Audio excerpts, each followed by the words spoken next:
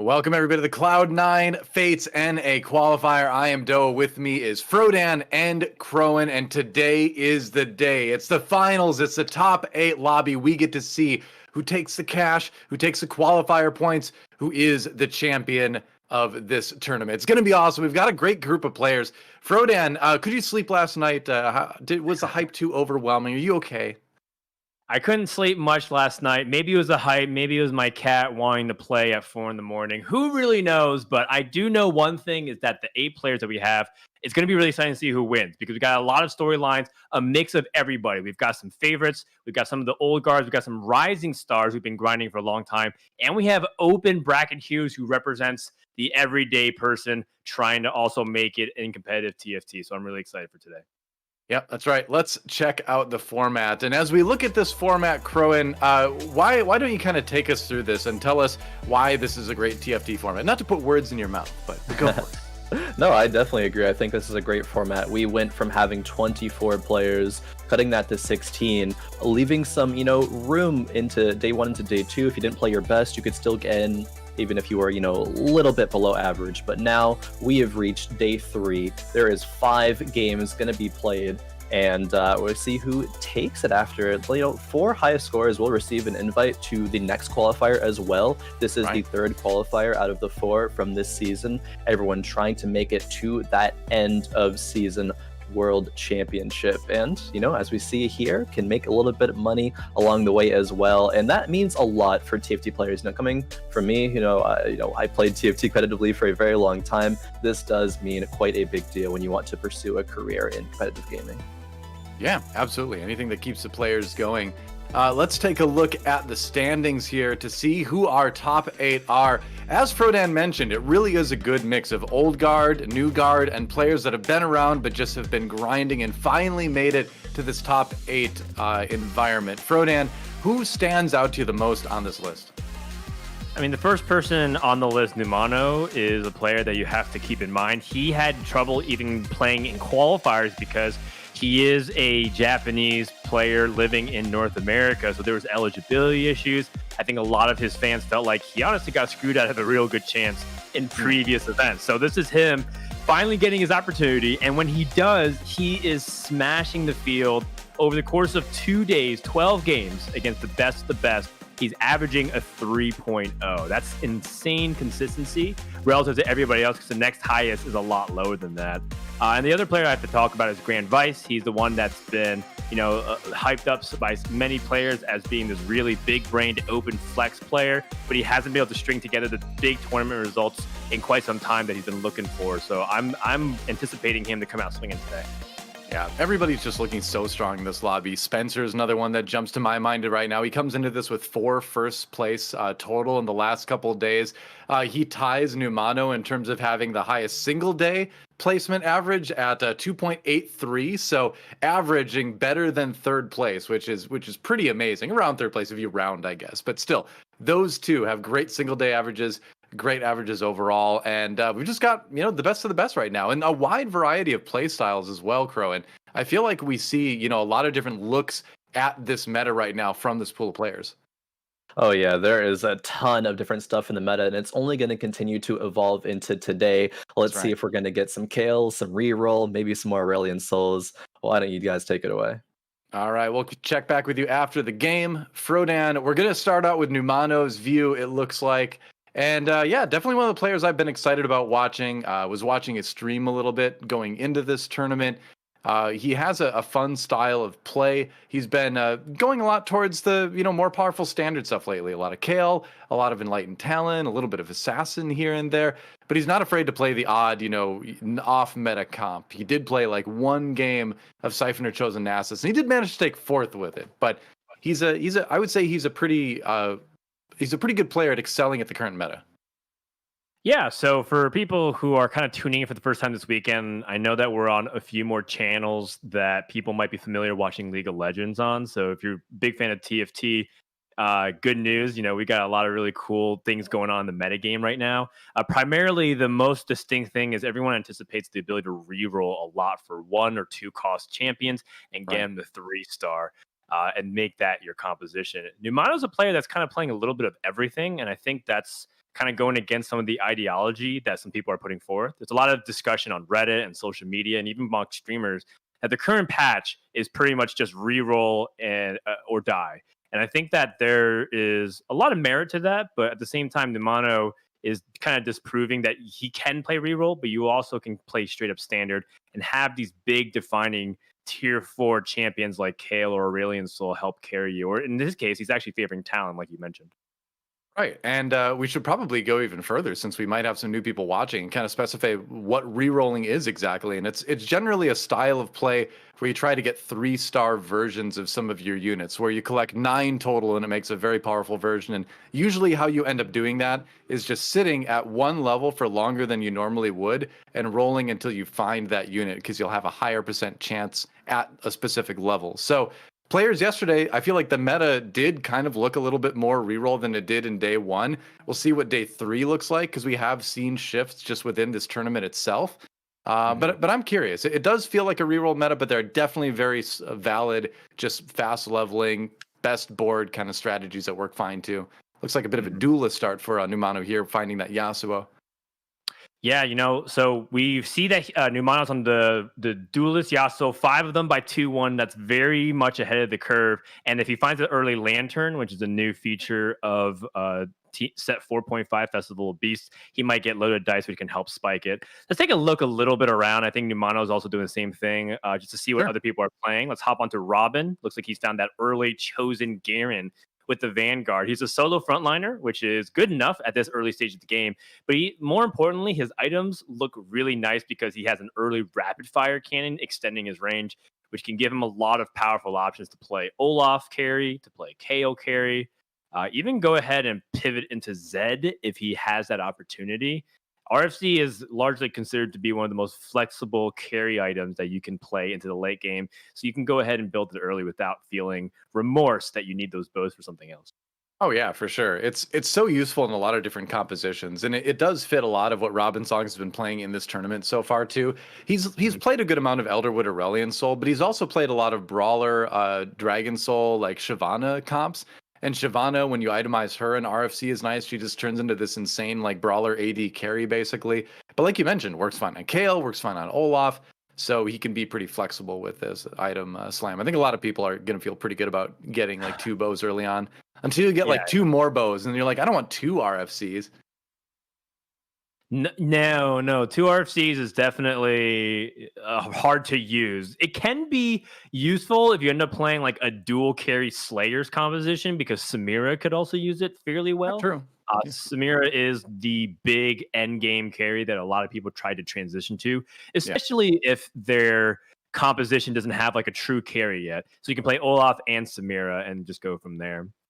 Let's go ahead and hop on board with I Like Hobos and check out how he's doing. He's another player that comes in with, some of that grinder expectation for results. He's been playing for so long. He's been competing in a lot of tournaments. And a lot of people said, you know what? These are smaller tournaments. How much stock can we truly put in these weekly cups or these King of the Hills, etc.?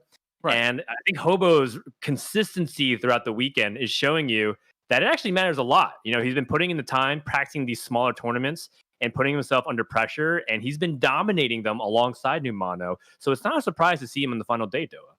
Yeah, exactly. And he's got a different style too than a lot of the other players. He's played 2 Fiora 3 games already this weekend, tends to lean towards Warlords, has played some Brawler games, but he's fairly flexible. He's actually played 9 distinctly different compositions out of his 12 games so far this weekend, which I think is a really interesting stat. When I was looking at some of the results from the last couple of days this morning, I didn't see anyone with as much variety in our top 8 as I Like Hobos has been bringing. So I'm really curious to see what he's going to be playing today. He's got a little bit of a Dragon Soul start here, but he does play flexible, so this could always change in the mid game. In fact, it probably will. All right, so the first carousel, we'll see what Hobos wants. That early Spatula has been a big deciding factor. Spatula kind of goes through waves of whether or not it's super powerful, because you can add to additional traits that you're trying to build into, or being something that you can kind of ignore. And right now, we're currently in a patch where if you see a Spatula on the first carousel, high chance that you should take it, especially if it's on a unit that you think is really valuable. that is a defining carry, like a Katarina, for example. And because Warlord seems to be just increasing more and more popularity as a early, mid, and late game comp that can scale all the way to 9 Warlords and be really powerful. But if you look at Hobos, he chose for a 1-cost bow, and that's pretty expensive. You know, instead of taking a 3-cost champion with a slightly worse item, he's optimizing immediately Fortress on it to have this Ruinant's Hurricane, so he can hit as many units as possible. So this shows that Hobos is 2 things. One, he really wants to stay open to this possibility of an Olaf or maybe even a Zed or a Shyvana carry. But 2, now that he snapped his losing streak, he really wants to win.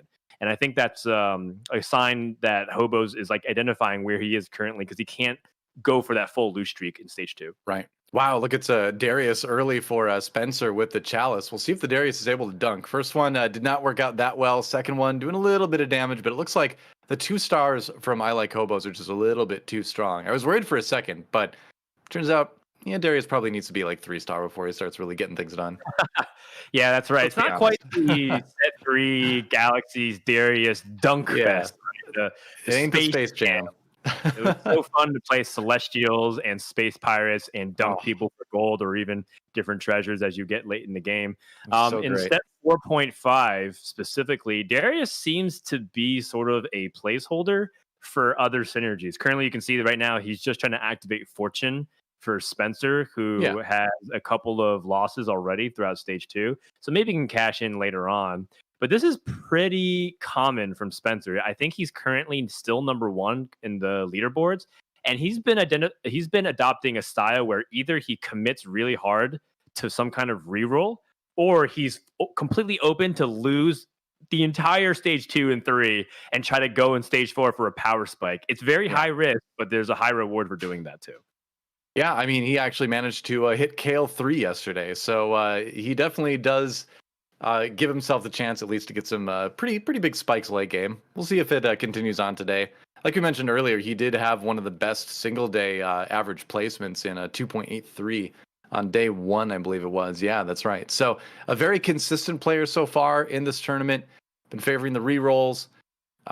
We'll see if he can get something out of this Fortune. I guess he did just cash in on that last one, but I don't know. How do you feel about Siphon or Nasus overall? We've talked about this a little bit this weekend, but I want to get your personal opinions on it.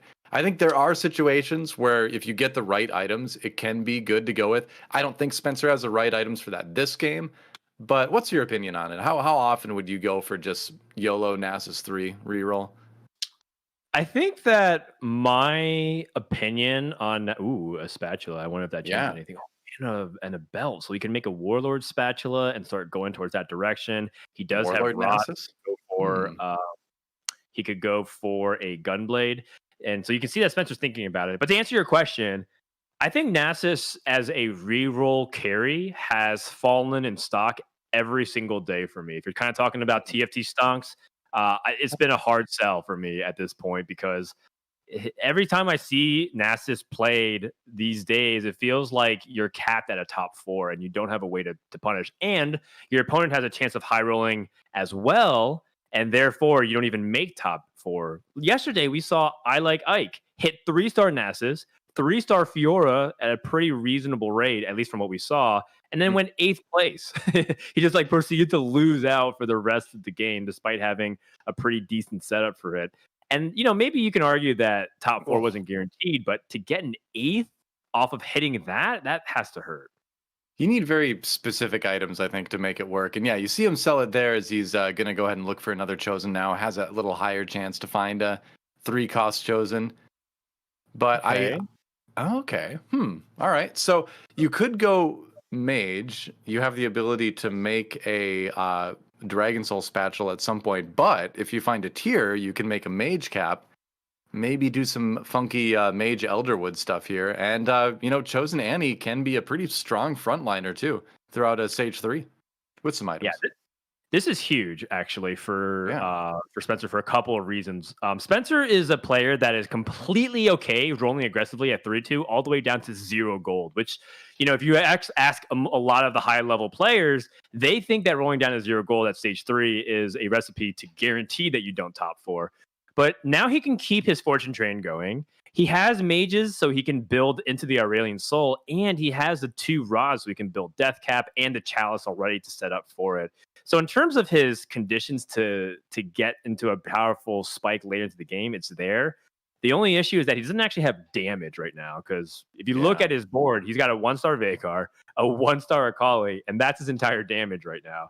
That's not going to really cut it against people who have 2 stars across the board. Some of them are re-rolling, getting 3 stars at the moment, and with no items, 1-star carries, it's not going to do much. Just kind of spreads out his rods there, it looks like, just to give a little bit more damage to the Akali, get that ninja buff in because he's got just a single ninja. I've been kind of looking at that Lulu on the bench, but maybe he's not thinking about mages long term with this. Like you said, it helps him keep Fortune going, and maybe that's the whole purpose. Maybe he's just trying to get that stronger front line, but the Akali not really filling that role we just talked about of doing damage, and without any items on that Annie, she's just not going to be tanky enough to survive situations like this. So the loss streak is going to continue. He does pick up the Lulu though. Okay, I was like, you got to consider picking up the Lulu at this point.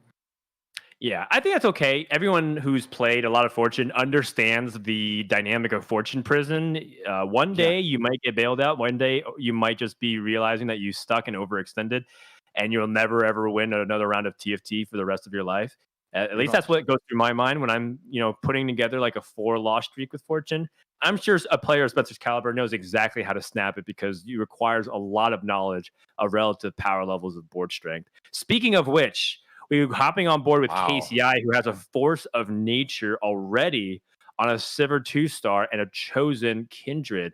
And with a bow pickup, I believe he has, he's prime position to start going KO, which I believe is a comp that he has been playing a lot. Oh, I apologize. Someone else picked up the rod, so he can make this this Rage Blade, but he has the QSS ready to go, and that's going to be a really good setup for KO later on. Right. You said bow, and I was thinking the same thing because I had seen the bow, and I'm like, yeah, he's just going to make Rage Blade, but it was the other component. It worked out anyway. Either way, it's going to be pretty strong when he does eventually find the Kale, which hopefully he will at some point. For now, the Sivir's okay, but she's very much a placeholder champion at this point in TFT. See who he runs into.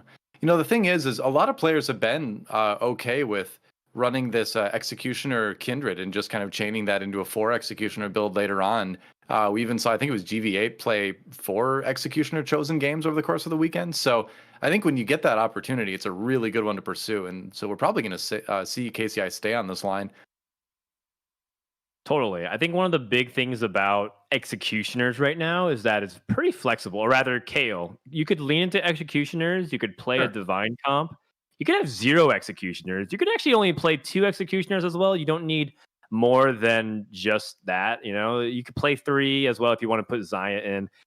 And I guess the point that I'm trying to make is that it's a very flexible composition that have a bunch of different ways you can outfit it depending on what you hit. Don't try to just narrowly force Executioners on Kale to get the immediate critical strikes on your opponents at 99% health. Well, it's a lot like old Kale, isn't it? Where you can just play a lot of things around the Kale, and she just does so much damage that the other synergies are kind of tertiary. As long as it's making her attack faster, as long as you're getting a front line, just like you could in set 3, you could a lot of times put a lot of different stuff around her. For sure. And I think the secondary thing that's been very powerful here for KCI, despite the fact that he's playing a little bit behind the curve, you can see other people are hitting 7 and he has a Force of Nature. So that allows him to kind of stay, a little bit greedier with his gold. And he's going to need that gold because he's going to need to roll a lot to try to find even a single KO1. But, having this Sivir be the item holder is fantastic because Spirit, 4 Spirits currently is going to be nerfed according to the 11.3 patch that Mortdog and Static went over. And I think that a big portion of that was just how powerful the snowball effect is with additional attack speed. And guess who else gets attack speed? It's Sivir. So it becomes this thing where it's like it feeds into each other. The attack speed from the Spirit helps Sivir get her buff up, which is a more attack speed for everybody else, which kind of feeds into it. So it's a really good, powerful dynamic here. So let's see what KCI can get off of what looks like to be a 4-1 roll down. Yeah, he's got a good amount of options with the items. You could build the Hand of Justice. That's the one that kind of strikes me immediately here. Otherwise, Jewel Gauntlet, you could make a Trap Claw with that. You could make a Morello Namicon if you wanted to go kind of a more enlightened direction. You pick up a Morgana. But I think that Hand of Justice, to me, the only item that looks like a must make right now is that Hand of Justice. Although you can make an argument for Thieves' Gloves here, I suppose, too. Well, I mean, one of the things to consider is that I kind of anticipated KCI to start rolling here, but maybe he Yeah. feels like he's strong enough because he has that force of nature that he doesn't need to roll, and he's to try to skip level 7. Hmm. This is pretty common in the previous set, but in set 4.5, after a few days after the B patch, this is considered to be extremely greedy, and it looks like it's paying off because even though he seems to be potentially losing here, although I guess maybe he might end up winning. Who knows? It ends up being a not a bad loss either way. And if that happens 3 times in a row where you barely lose, I think that's a very good evaluation of your board state. And you can skip 7, which I think a lot of players would prefer to do. They just don't feel like they can get away with it. So this is a great move by KCI so far. Yeah, I mean it's a gamble, right? Oh, but now he finds a Kale. Okay, immediately swaps that Sivir out. Yeah, there's a Morgana as well. You're gonna put the Teemo items on that. You're gonna be using a little bit more Enlightened here. So right away, swapping over, and I think you can definitely make the argument that a Kale with the Executioner 3 buff is gonna do more damage with those items than the Sivir was, even at a 2-star Sivir. And Morello Namakan on Morgana is just so good. So he's in good shape. Looks like we're going to check out Grand Vice as well. Oh, I like this as a temporary kind of transition board, using the Vladimir Chosen and Double Chalice nonetheless with the two. I think Vladimir is actually one of the most underrated units in the set right now in terms of being a great frontliner, doing a good amount of damage, and keeping your board safer. It's a little bit weird with assassins because they jump out of range of his heal a lot of times, but I just like this unit being used in general. I think it is underutilized right now. Yeah, Vlad is a pretty solid, pretty balanced unit, which I think is probably the reason why you don't actually see him necessarily be the carry or like the frontline tank. He's too fair. And I think there's a lot of other unfair things happening sometimes in this game. But if you look at GV8, he is playing a style that is completely open. If you look at all 5 of his completed items, the 2 Chalices of Power on the Vladimir, the Hand of Justice, the Zeke's Herald, and the Sunfire Cape on Diana, those all tell me that he does not know what his composition is at the moment. In fact, he might be considering just to re-roll and try to find 3-star versions of things like Vladimir. Because what ends up happening is if you don't have any direction, you sometimes have to lean into what you have until you can get to level 8, and then you can find units to place these items on. But the problem is that he doesn't have item specific carries. Like he doesn't have anything for Olaf. He doesn't have bow items for Kale. He doesn't have like the assassin items for Talon. So like what would you be really looking for here, Doa, with this current item set? I guess Aurelian Soul maybe with the 2 chalices? You could. Otherwise, I feel like with the HP level that he's at right now, although he may start falling off kind of quick at the moment, wins that round at least for him. But with an HP level like that, with an economy that he's got, I'd almost be looking to just fast 8 and start adding on legendaries, and they go for something like 4 Siphoner with legendaries or ditch the Vladimir later to look for that higher level Chosen. It seems like you can just go for like a more of a fast leveling style with this. It's classic Grand Vice. If you watch his stream, he's very much fly by the seat of your pants. On a whim, he's willing to ditch half his board and pivot into something else and combine synergies that don't normally go together in a natural fit. He does have a Kale on his bench. And he has no bow, so he picks up this 1 bow. Maybe it's an opportunity to play Kale. You don't need Rapid Fire Cannon to play Kale. We've seen some people play 3rd row or even 2nd row Kale, meaning positioning a little bit further up, and still having a lot of success. In his shop, he finds a Samira and a Yone at 1% odds to get a single legendary, and he has 2 of the best ones here. That's amazing. And this is if you're playing this style that he's kind of going for, this is exactly what you want to see, because you just want to start stocking your board full of legendaries at this point. And like we talked about, he can use a lot of these items to just power up the legendaries that are sitting next to them, right? The chalices, the Zeeks, all that kind of stuff. And then find the items you actually want to put on the carries themselves a little bit later. That Yone, I was going to say, I'm like, he's got to pick that up, because you put in a Shen along with this, you've got 3 Adept, which is just a great late game trait to have. So this looks like he's kind of going for legendaries and just like quote unquote good stuff for the rest of his game here. Totally. If you can, that is the theoretical strongest comp in the game. If you get to choose what you want, it would just be 2-star legendaries of everything plus some utility provided by any other units that you really like at like tier 4. So, oh my gosh! What? Are you kidding me? I mean, he's level 8 now, so there's a slightly higher chance, but hitting an Ornn early is huge. Getting those Ornn items online, and now you're like, okay, yeah, totally fine. I didn't build any carry-specific items. I've got an Ornn. He's going to give me better items than I could have ever hoped to build anyway.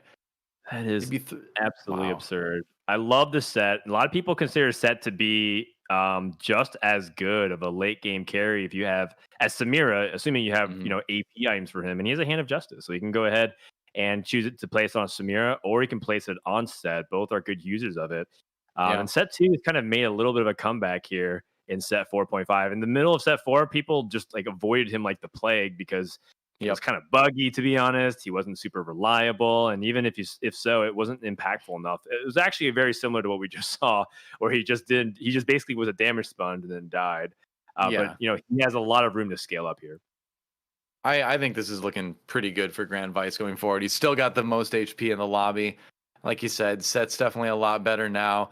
I like that he didn't make the Hurricane right away on the Samira, because this leaves him open to maybe building an RFC, maybe building a Giant Slayer. He could combine that cloak with a glove for QSS on Samira later. So while Runins is a good item for Samira for sure, I like that he didn't use it yet because he knew he was going into this neutral round and would have more options to choose from, which is always what you want, If you're playing so flexible like this, the more options you can give yourself, the better. Absolutely. So more options is what all these players get. Heading over to Spencer, who looks like is still searching for a single Aurelion Soul as well as Annie 3. Wow. He's been re-rolling a lot. He's been holding extra units. He finally finds an Acel with the Elderwood spat to go for 6 Elderwood, 5 Mage. If he finds another one, he has a Nico's ready to go. And I think at this point, he is okay. Oh, another Aurelion Soul in the shop. There it is. That's huge. Yeah, you got to sell. I was going to say, you got to sell some stuff. I know it slows down the Nunu 3 or the Maokai 3 or whatever you're going for, but you got to get that Aurelion Soul in there too. It's going to cast a little bit slower because he doesn't have any tier items on it, but it's going to hit hard when it does go off. Yeah, the good news is that the 6 Elderwood gives the tankiness, so that way you can go late into the game. You continue to scale up a little bit because you get all those extra stats as the battle prolongs, and you can see that Robin Songs is fully online with that Olaf too. But Robin doesn't have the best items, and with these kinds of units at 2 stars set up and 1 unit away from Annie 3, Spencer might make this late game comeback that we've seen him do a couple of times already. Yep, we talked about his board early on. We saw when he got that Mage chosen Annie and talked about this maybe being the direction, the 5 Mage, 6 Elderwood comp. Obviously, you need the Elderwood spatula to do that, but if you get it like he did, you are in great shape. So the build is done, basically. Now it's just a matter of trying to find upgrades. Maybe you go to level 8 at some point and add in a legendary like a Zillion or a Set or something like that, just to make your board a little bit stronger in some sort of way. Maybe finds an Ornn, but either way, it's looking in pretty good shape. Despite, wow, I didn't even look at his HP. Wow, I didn't notice he was at 10 HP. He just needs to win every round now. Never mind. He basically cannot lose. I think if he loses by just the minimal amount of losses, like 1 champion, I think he's still alive. But either way, don't test fate here. He does end up being Numano, who's fully online with his double Shojin Fiora, which is also kind of memey. But let's go ahead and check in on other players because we're starting to heat up with first eliminations. Robin takes another loss, the first player below double digits in health, and he has to pull this one out. Looks like he has his chosen open, finds an Aurelion Soul Mage chosen, which is completely useless given that he has almost all attack damage oriented items for his carry. I mean, he's got this Olaf in here, and he does have Slayers on board, but you kind of really need Dragon Soul if you're going to go with the 3-piece synergy. There's the Olaf. All right, add a chosen Shen is great. Maybe just not for this board. Yeah, just going to add the Ornn in. But, I mean, I guess that keeps you at 4 Vanguard, and Ornn's ultimate is good, but you're probably not going to live long enough to get any items out of it. Cloak placement is solid, but it's looking grim for Robin Songs, that's for sure. Yeah, the one thing about that Shroud placement is that while it's on a frontliner, hit a lot of units, the one unit that he truly cares about is Kale. You want to delay Kale's ultimate activation, but that big stun from Ornn and Sejuani in tandem is going to get a KCI another player. that dips below double digits. Spencer's down in 8th place, so at least bottom of the standing has been secured away from these players. But it is a little bit scary. That Zeeks is looking very good for Robin. Ends up beelining for it. But there are only 5 games today, Frodan. So Spencer taking an 8th is super tough to try to, end up winning, especially. But to just get a higher position overall, it's really rough. Yep. So let's take a look at a player. I guess we haven't checked in all game long yet. It's Bertosaurus, who is playing a 3-star Wukong carry, Bonky Kong, as many people like to call it. It's unusual because a lot of times when you see Bonky Kong, you want to give him attack speed. The only bow that he's able to really capitalize off of offensive item is Runan's Hurricane. So he has to frontline this instead. A pretty unconventional itemization setup. But, I mean, it's working for him. And if he can continue on this path, he might be able to sneak into a top 4, which is good enough. For a lot of these players, their goal is to get to top 4 and ensure that they can come back for the next qualifier. Yeah, I mean, that's the thing is if you're in a situation like he is, it seems like he never really saw the Olaf transition being available to him, or maybe the Shyvana or something. So why not stick with the Wukong and just go for a stable top 4 theoretically? Playing against I Like Hobo's board, who went for some rerolling at level 1 himself. 3-star Brand, which is something we don't see very often.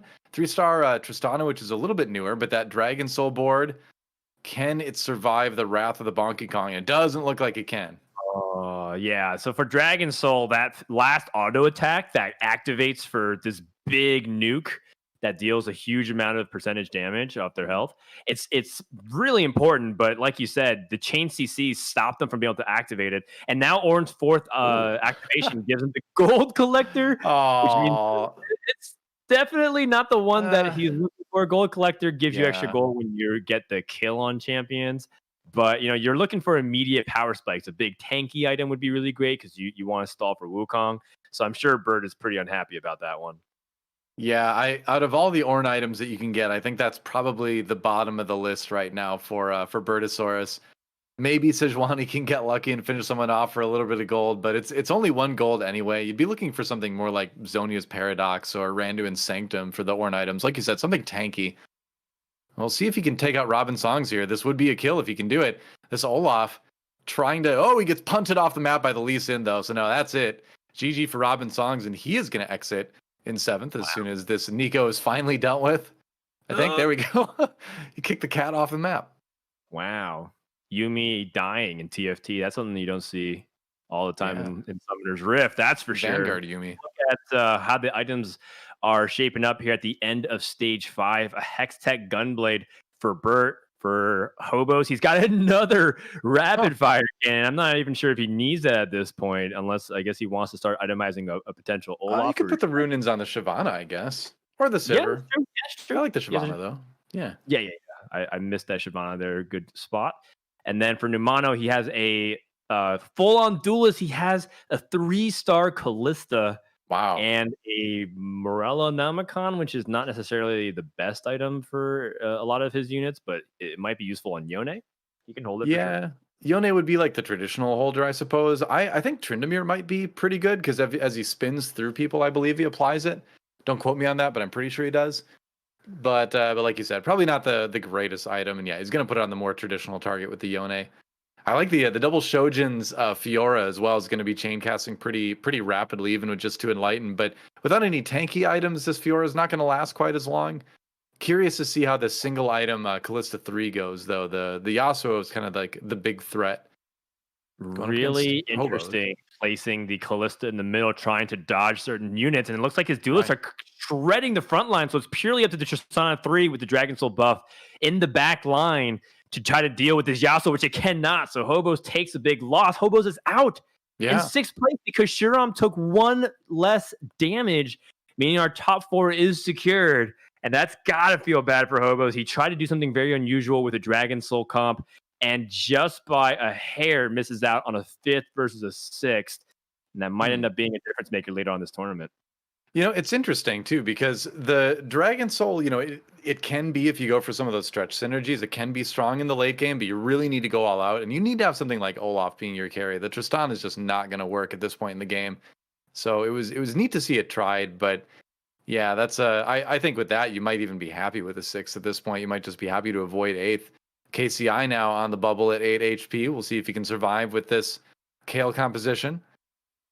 I mean, this is a lot of damage for the duelist, but CC True. can help lock things down. But that Yasuo finally goes down, so it's Callista versus the Kale, and Numano will prevail. Bert's been eliminated, so it comes down to GV8 versus Numano for the first win of the lobbies that we have I like it today. too. Playing 5 that we mentioned. And GVA is a player who hit those legendaries early. He's looking at these duelist board. He's wondering, how do I beat that? And he's got a pretty solid setup going, but Adept doesn't really stop the duelist because they gain a ton of attack speed anyways. I wonder if that 2-star Lee Sin though could be a big X factor. Yeah, I feel like you do want to go for that because you could do things like just punch the Yasuo off the map. He's going to wait. Oh, okay. I was gonna say I think he waited to combine it until just the last minute, just to maybe throw Numano off a little bit. Sometimes it's good to wait to combine things to make your opponent underestimate one of your impending 2-star 5 costs. I want to keep an eye on that Yasuo though. It gets shredded immediately by the Kale. Wow, this is not even close. Okay. Well, 2-star Yone shredding all of the magic resistance and the armor for the opponent. Kale swipes twice. Everybody dies. Duelists, everyone knows, has a reputation for being glass cannon-like because of the front line, often including Yasuo. And Yasuo is your carry, and he's not exactly the most tanky unit, even though he gets the exile shields. So it is kind of it is a little bit awkward when you have to position like your Fiora as your frontliner and hope that her riposte is enough to stop it. And in this case, Yone diff is a very big thing right now, as well as Lee Sin being a star. Well, you mentioned the Kale, and it works especially well because that Kale, when she starts to AoE things, does magic damage, which is kind of augmented, like you mentioned, by the shred that Yone puts down on people. So it's just a good combo late game, and this is such a great example of a comp with pretty minimal synergies. He's got Divine 4, but he's also got Adept 3, Executioner 3. He didn't go for any like huge 6 of something, right? 6 or 9 or something like that. It's just a collection of very, very strong units with very tight synergies. This is definitely the type of board you see a lot from Grand Vice, and why you see him win a lot of games like this. Winner of game number 1, Grand Vice, with a great start in the tournament. Yep, Trinity Force is pretty good on Kale, getting a ton of raw stats. The Adept ended up being actually pretty nice just to stall out the backliners. I wasn't really paying attention to it because I think, if I recall correctly, Quicksilver stops the Adept effect from affecting units like Yasuo. But overall, like, well done from both ends on Numano's side and on Grand Vice. They're going to take top 2 in this lobby. Yep, that's right. So, Khroen, you were watching that game the entire time through. What stood out to you as you were watching it? A couple of things, actually. 4 out of 8 of these compositions that we saw in that game were reroll compositions based around 1 cost to units. So the theme of the game, especially when it comes down to that top 2 scenario where GV8 got the win, was Kale versus reroll. It seems to be a theme that we've seen throughout the tournament, and that is certainly sticking true, at least so far. It is only game number 1, so there is time for that to change, but it is sticking true, at least for now. Well, it's interesting because it's so much like the Kale comps from set 3, where you saw people avoid it sometimes because if more than like 2 people are going for Kale comps, even if you have good items, there's such a high chance you're not even going to find the Kale too, and then you're just not going to be doing enough damage. But if everyone swaps over to reroll comps, suddenly Kale is wide open. You can put together great compositions like that. So we'll see if it continues for Grand Vice in game number 2. Guys, we've got a giveaway going on. Go ahead and type hashtag Puma in chat for a chance to win a $100 Puma gift card. Buy some cool swag with that. You've got to be a legal resident of the United States, and you have to be at least 18 years of age or older to enter. But if you are, hashtag Puma in chat to go ahead and do that. Now, that said, we're going to take a quick break, but when we come back, game number 2 of the finals here at the Cloud9 Fates NA qualifiers. Don't go anywhere. We'll be right back.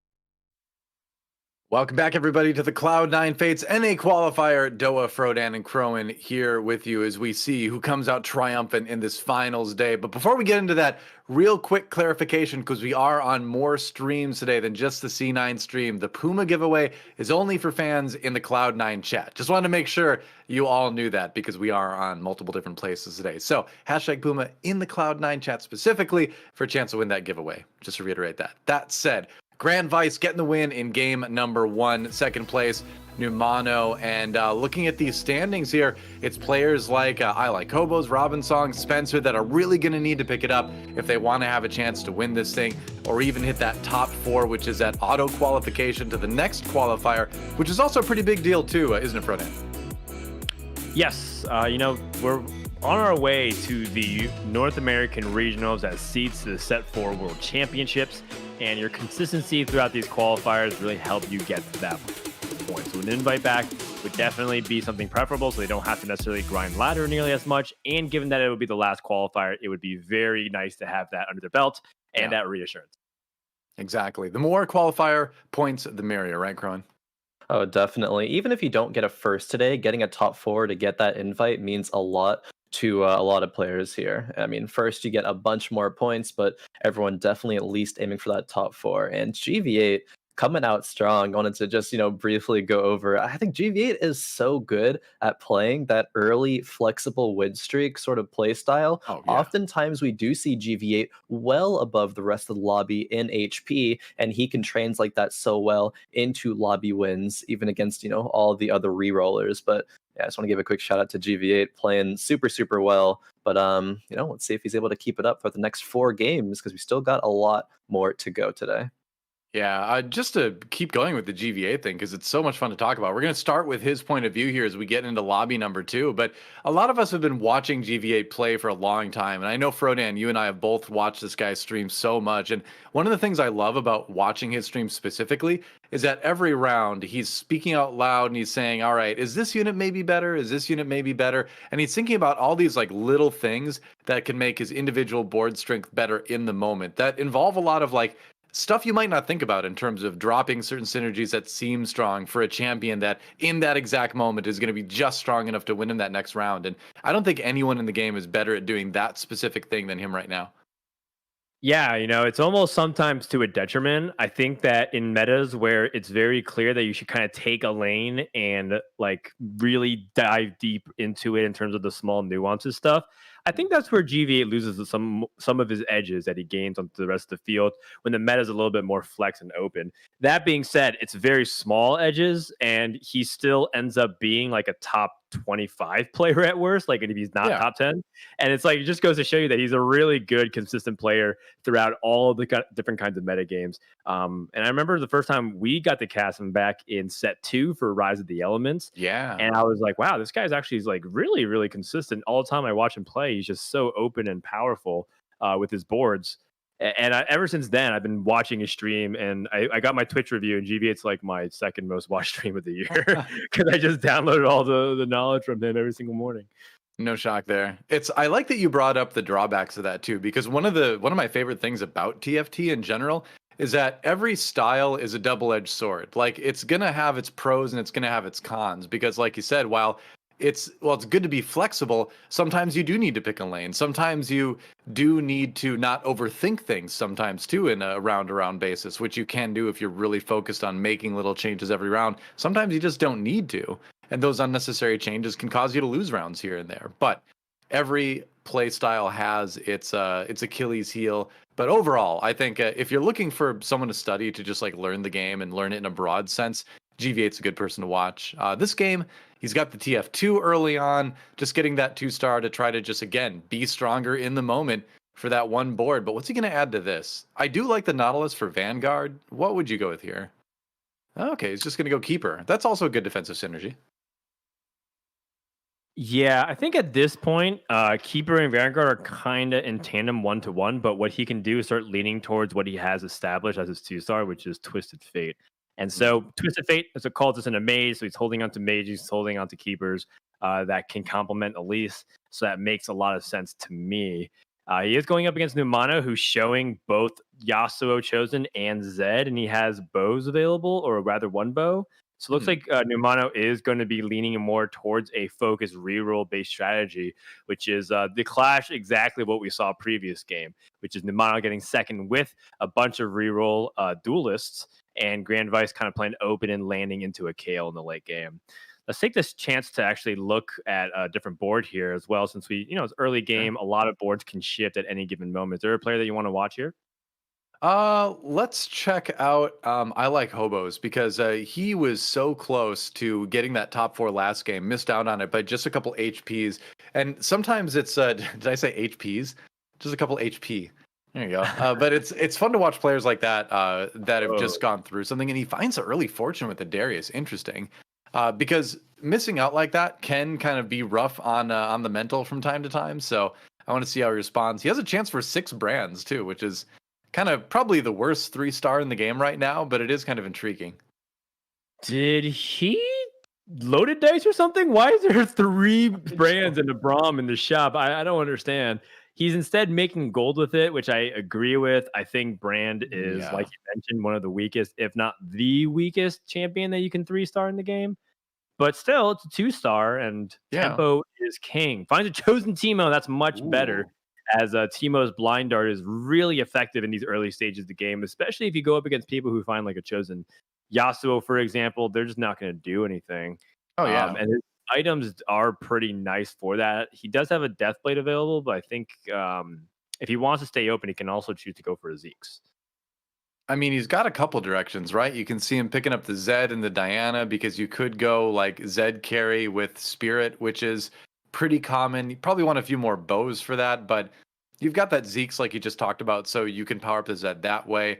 Otherwise, maybe you look at Dragon Soul as a possibility because of the 2 stars kind of popping up a little bit more. But either way, that Teemo 2 with the Spirit Chosen in isolation is just going to be very strong. Like he might lose this round. He probably will. But in the process, he at least will kill. Ooh, I thought he'd kill more than just that. But hey, Lulu Chosen. What can you say? Grand Vice just hitting.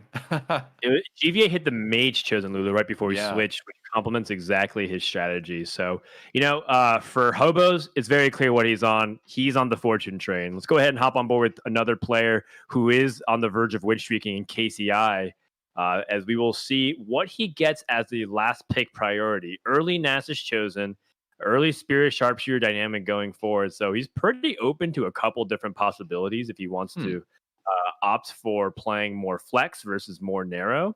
So I am curious to see what direction KCI wants to take this at the moment. Yeah, let's watch. So he grabbed the sword. Didn't see what other items he had available on his bench here. Okay, he's got the Ionic Spark. He could build the Hex Tech, which is good on the Kindred early on, but also something that you can use on a variety of different champions.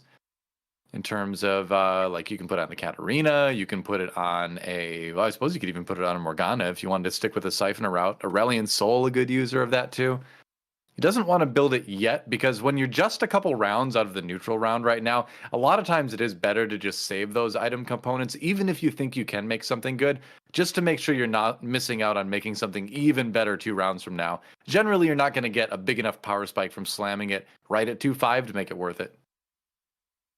Yeah, there can be times where slamming on 2-5 is pretty useful. I would say in this instance, because he doesn't have a very strong direction with his Ionic Spark, like you mentioned, it's not really advisable at this moment when he's so close to the Krugs. So, I think a lot of times these kind of decisions take context, because if he had, Right. say, a Quicksilver, he could totally slam that Gunblade, knowing that he's going to try to commit to a Katarina, which just appeared in his shop and Hmm. is very intriguing to think about. KCI hesitates for a second, but at the same time, it would cost him some kind of economy. Either he would sell a pair, or he's willing to sacrifice 1 gold to do that.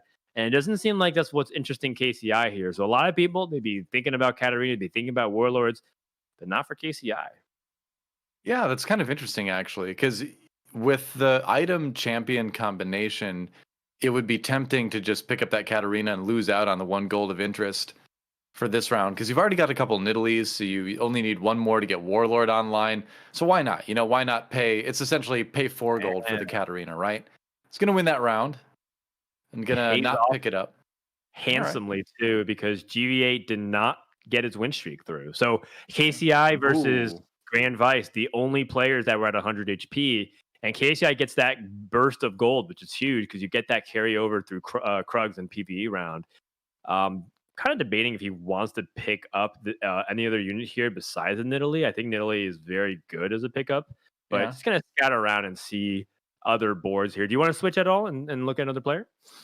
We could. I want to just say for a second now with the sword, maybe Talon is a little bit tempting here too, because if you have an enlightened route, that rod can become part of Umbrella Nomicon. He gets the bow as well. So we can swap away. Oh, GA for Talon? I don't know. We could swap away, but I'd be seriously considering grabbing that Talon for a rainy day. We're gonna check out what Spencer is up to in the meantime, though. He's got a lot of bows, 2 bows, a Wow. glove, and a rod. 2 rods if you count the one on the Nidalee. So definitely something you can make something good out of.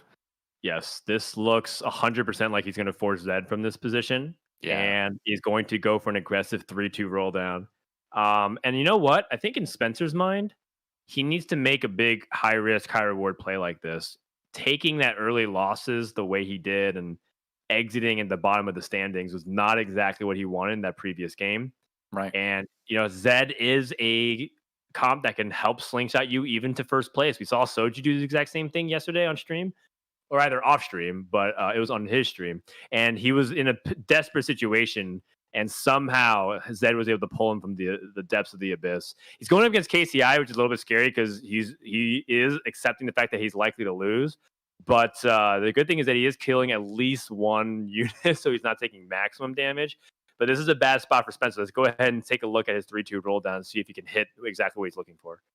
Right. We saw him not put the Zed in yet. So just kind of keeping that loss streak going for a little bit longer so he can get that little extra boost above 50 gold to do a little bit more rolling. This fight could take forever, but it looks like the Lulu does win it. Wow. Lulu chosen. The thing is, Frodan, like a lot of people were saying, like, I remember seeing a couple threads about it. We go, what? Okay. Sometimes you just hit. What can you say? There's the Akali as well, the Pike. All right. Well, now you've got your line. I mean, you can pick up the Akali and maybe do like the ninja option later, but actually on second thought, nah, you're just going Spirit Zed here. You've got 3 Slayer ready, and now this is suddenly an extremely strong board. I can't believe that. The first shop that he's taking a look at is the chosen Zed. Well, he's on the path to success. The second layer of it is he actually does need some pretty good items to go with it. Usually QSS is pretty powerful given that he has a glove already, so he can just combine it with the cloak and go from there. Runaan's Hurricane is also another consideration. But either way, Spencer is now back in business, so we can go ahead and switch off him since it's pretty clear what he's going to be up to. Let's go ahead and take a look at Numano, a player that's also at the bottom of the standings who's struggling a little bit and trying to find any semblance of a playable board here with the Yasuo 3 attempt. But it's not really working out so far here in stage 3. He's taking a lot of damage getting here. Yeah, doing a little bit of re-rolling. We saw him just sell that Garen 3. I don't think that's really got much of a spot on his board. Could pick up a couple other duelists here if he's re-rolling anyway. Maybe you drop the Tristana here just to make room for another Fiora, but it's okay. So he's going to drop the Aurelia. I think that's fine because you don't need the Aurelia right this second. So he's so close to 3-starring a couple different things. Yasuo only 1 away, Fiora only 3 away. See if he's strong enough to survive though, because yeah, 50 HP at 3-3 is certainly concerning. Yeah, it's so part of the problem Oh, is that, if you don't get online, you don't have the HP to play with. And when you level up, you're going to be in a position where you end up taking some bad matchups. Duelists do have yeah. a couple of matchups that feel like they get hard countered by. But I wonder if the spat's going to be enough to help pull him up. He can immediately go Oh, up to 6 duelist. He yeah. can duelist Okay. Janna. That is one of the really common thing you do until you duel a zillion into the late game. And Mhm. then you're able to scale very nicely with all those resurrects because we do talk about how duelists can be quite paper thin in the late game. Yeah, this could be a little bit of a turnaround though. Like you said, Duelist Janna is going to provide some more tankiness for his team in that she's going to be putting a lot more shields out faster. And, with the Callista, a little bit more damage. Obviously, everybody's going to be attacking faster with 6 Duelist. And if he can maybe hit like a Yasuo 3 in the roll down, he's got a chance to maybe get something going. But 8-loss streak is not feeling too great for him right now. There's another Fiora. Janna, all right. Here comes the roll down. Teemo, other things he would consider picking up if he could. There's an Olaf. You could go Duelist Olaf, but no, he's going to skip that. There's the Yasuo 3 and another Callista. So he's got one. He's going to immediately level, though, before throwing her in, which is a good thing to do. You want to make sure that you can actually level up and get 6 Duelists in after that roll down. Is it enough to take Khroen, though? Khroen, one of the top players in the lobby right now. Well, I mean, Yasuo 3 is a really big deal. I think the other Yeah. aspect that, he's going to most likely just crush this fight. But I think one of the things to also consider is how does he handle the Fioras now, right? Because when you re-roll for one cost, you always feel like you want to maximize your chances. But by leveling from this point Mhm. on, he's just going to try to see if he can naturally acquire the Fioras over the course of the next couple stages. Otherwise, that's just going to be sitting on his bench, and he rolled so much without actually having the benefits. So that's definitely something to keep in mind as we switch off here and take a look at someone else. Let's check in with Robin. We haven't met with him yet this game, and it seems like he's going to one of his signature builds that he loves playing, which is Aurelion Soul Mages. Yep. And right now, he's kind of on an awkward cusp of like a couple of really good synergies. He's got 4 mages, not 5. That's right between the breakpoints. He's got like an extra Elderwood in. So not exactly the smoothest board, but that's because he's yet to go to level 7 and be able to put in his 5th mage. Now, he did win a Veigar 3 game yesterday, so he's one of the few players out there that's still willing to put it all on the line for the Veigar. But I would imagine as soon as he gets a replacement one, because he has the early Aurelion Soul, he is going to switch those items over. I think Asol's just better right now in general. But it's important to note that if you're playing this build and you don't hit the early Aurelion Soul, which was the exact situation Robin Songs was in yesterday, you can still make that Veigar work. It's not as good as it was in just regular 4.0. But in 4.5, it's still a very valid comp. This Lulu, though. It's The going to die, Lulu, but one oh my Lulu gosh. has some friends, and the other Lulu is alone in front Yeah. of her PC, wishing that some people would, message her back.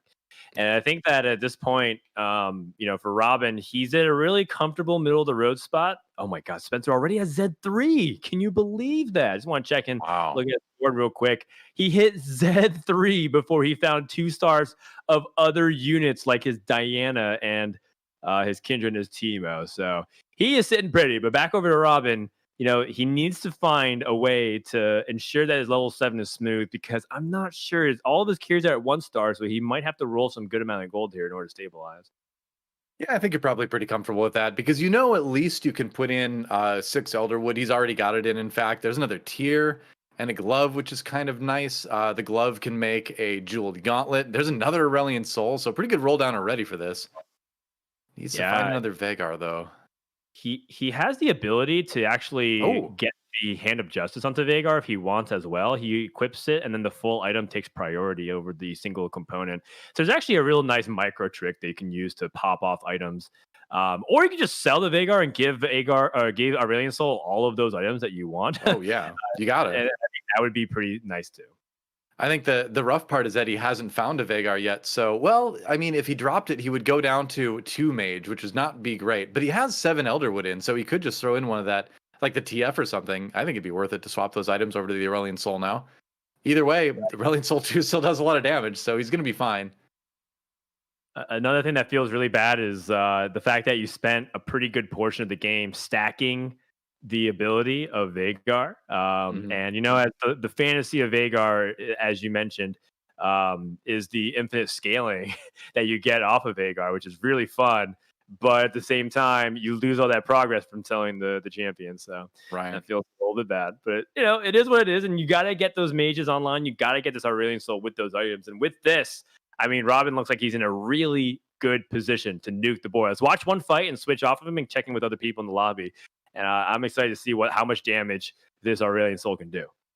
I would guess a lot, because he's got Jeweled Gauntlet and he's got that Hex Tech suit too. So not only is he going to do damage, but he's going to be very safe because he's going to get that shield or that healing on the Aurelion Soul from the Hex Tech. How's it going to go against the Nasus? Good amount of damage here, and he's got enough of a front line with the Ornn and the two brawlers that I would imagine he should be able to survive this. Second shot there didn't hit the Nasus though. One thing we actually didn't even mention is the fact that he hit Ornn. I was actually so focused on the mage dynamic that having Ornn this early in the game is potentially such a big game changer that it might book Robin a ticket to top 4 because he gets those items. He's barely going to lose, and he's going to continue to get artifacts from Ornn, which are just really powerful in the late stages of the game, especially if he finds like a refresher that they help give him 100 mana to double cast. Or if he finds like really tanky items for Nunu so that Nunu can eventually eat some other opponents here. Right. Yeah, if you get into that situation where maybe re-rolling to Nunu 3 becomes an option and you can get some tanky items on him, he can sometimes do more damage than Aurelion Soul. So you've got that sort of secondary carry option sometimes with the Nunu as well. Looking at what Bertosaurus is up to, though, he did go up to 4 Siphoner. He is relying on that Nasus 3, and I think 4 Siphoner is where it really comes alive. The Morellos is a bit of an interesting choice because it's not area of effect damage anymore with the Nasus. That was old Nasus that did this, not this Nasus. It's going to be okay, but I think it's a little bit of a subpar item. Either way, 4 Siphoner at this stage is going to be strong, especially with the 4 Divine buff as well. Yeah, Bert might be trying to cruise to a top 4. He finished in top 4 last game, so he might just be thinking play top 4. So he don't get BIS, the best in slot items for Nasus, but that's okay. And honestly, Nasus is such a versatile item holder that, it's exactly as you mentioned. He can use Morels. It's not the best, but it's not like the absolute worst item either because he stays alive. He casts a lot. And if he's casting on 3 to 4 champions, that's kind of like AoE over time. Then you burn. So, yeah. If he casts fast enough, I guess. It's kind of the Cassiopeia thing, right? Where back in set 3.5 in Galaxies, we had Cassiopeia that was a single target damage over time caster, basically. And if she was going fast enough, you could put it on a lot of people. So Morello's wasn't a bad item choice for her at the time either.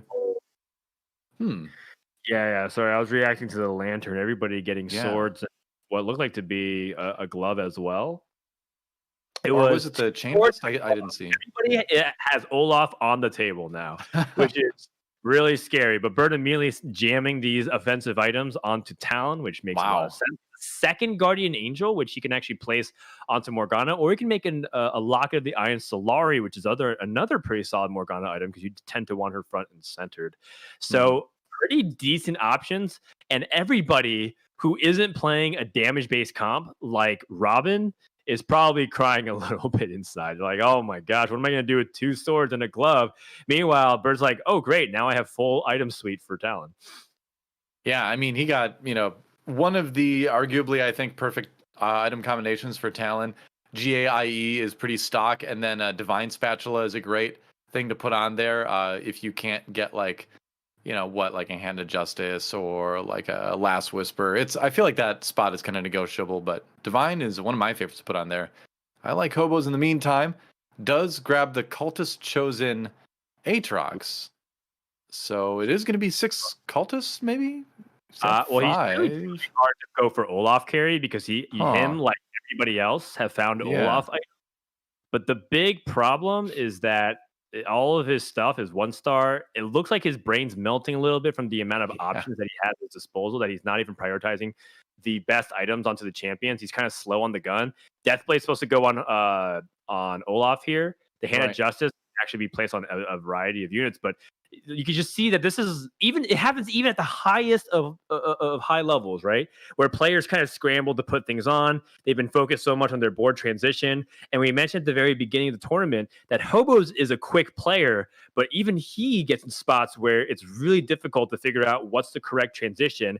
And he found one that was okay, but he's still on Olaf 1, and his rolls were not really promising.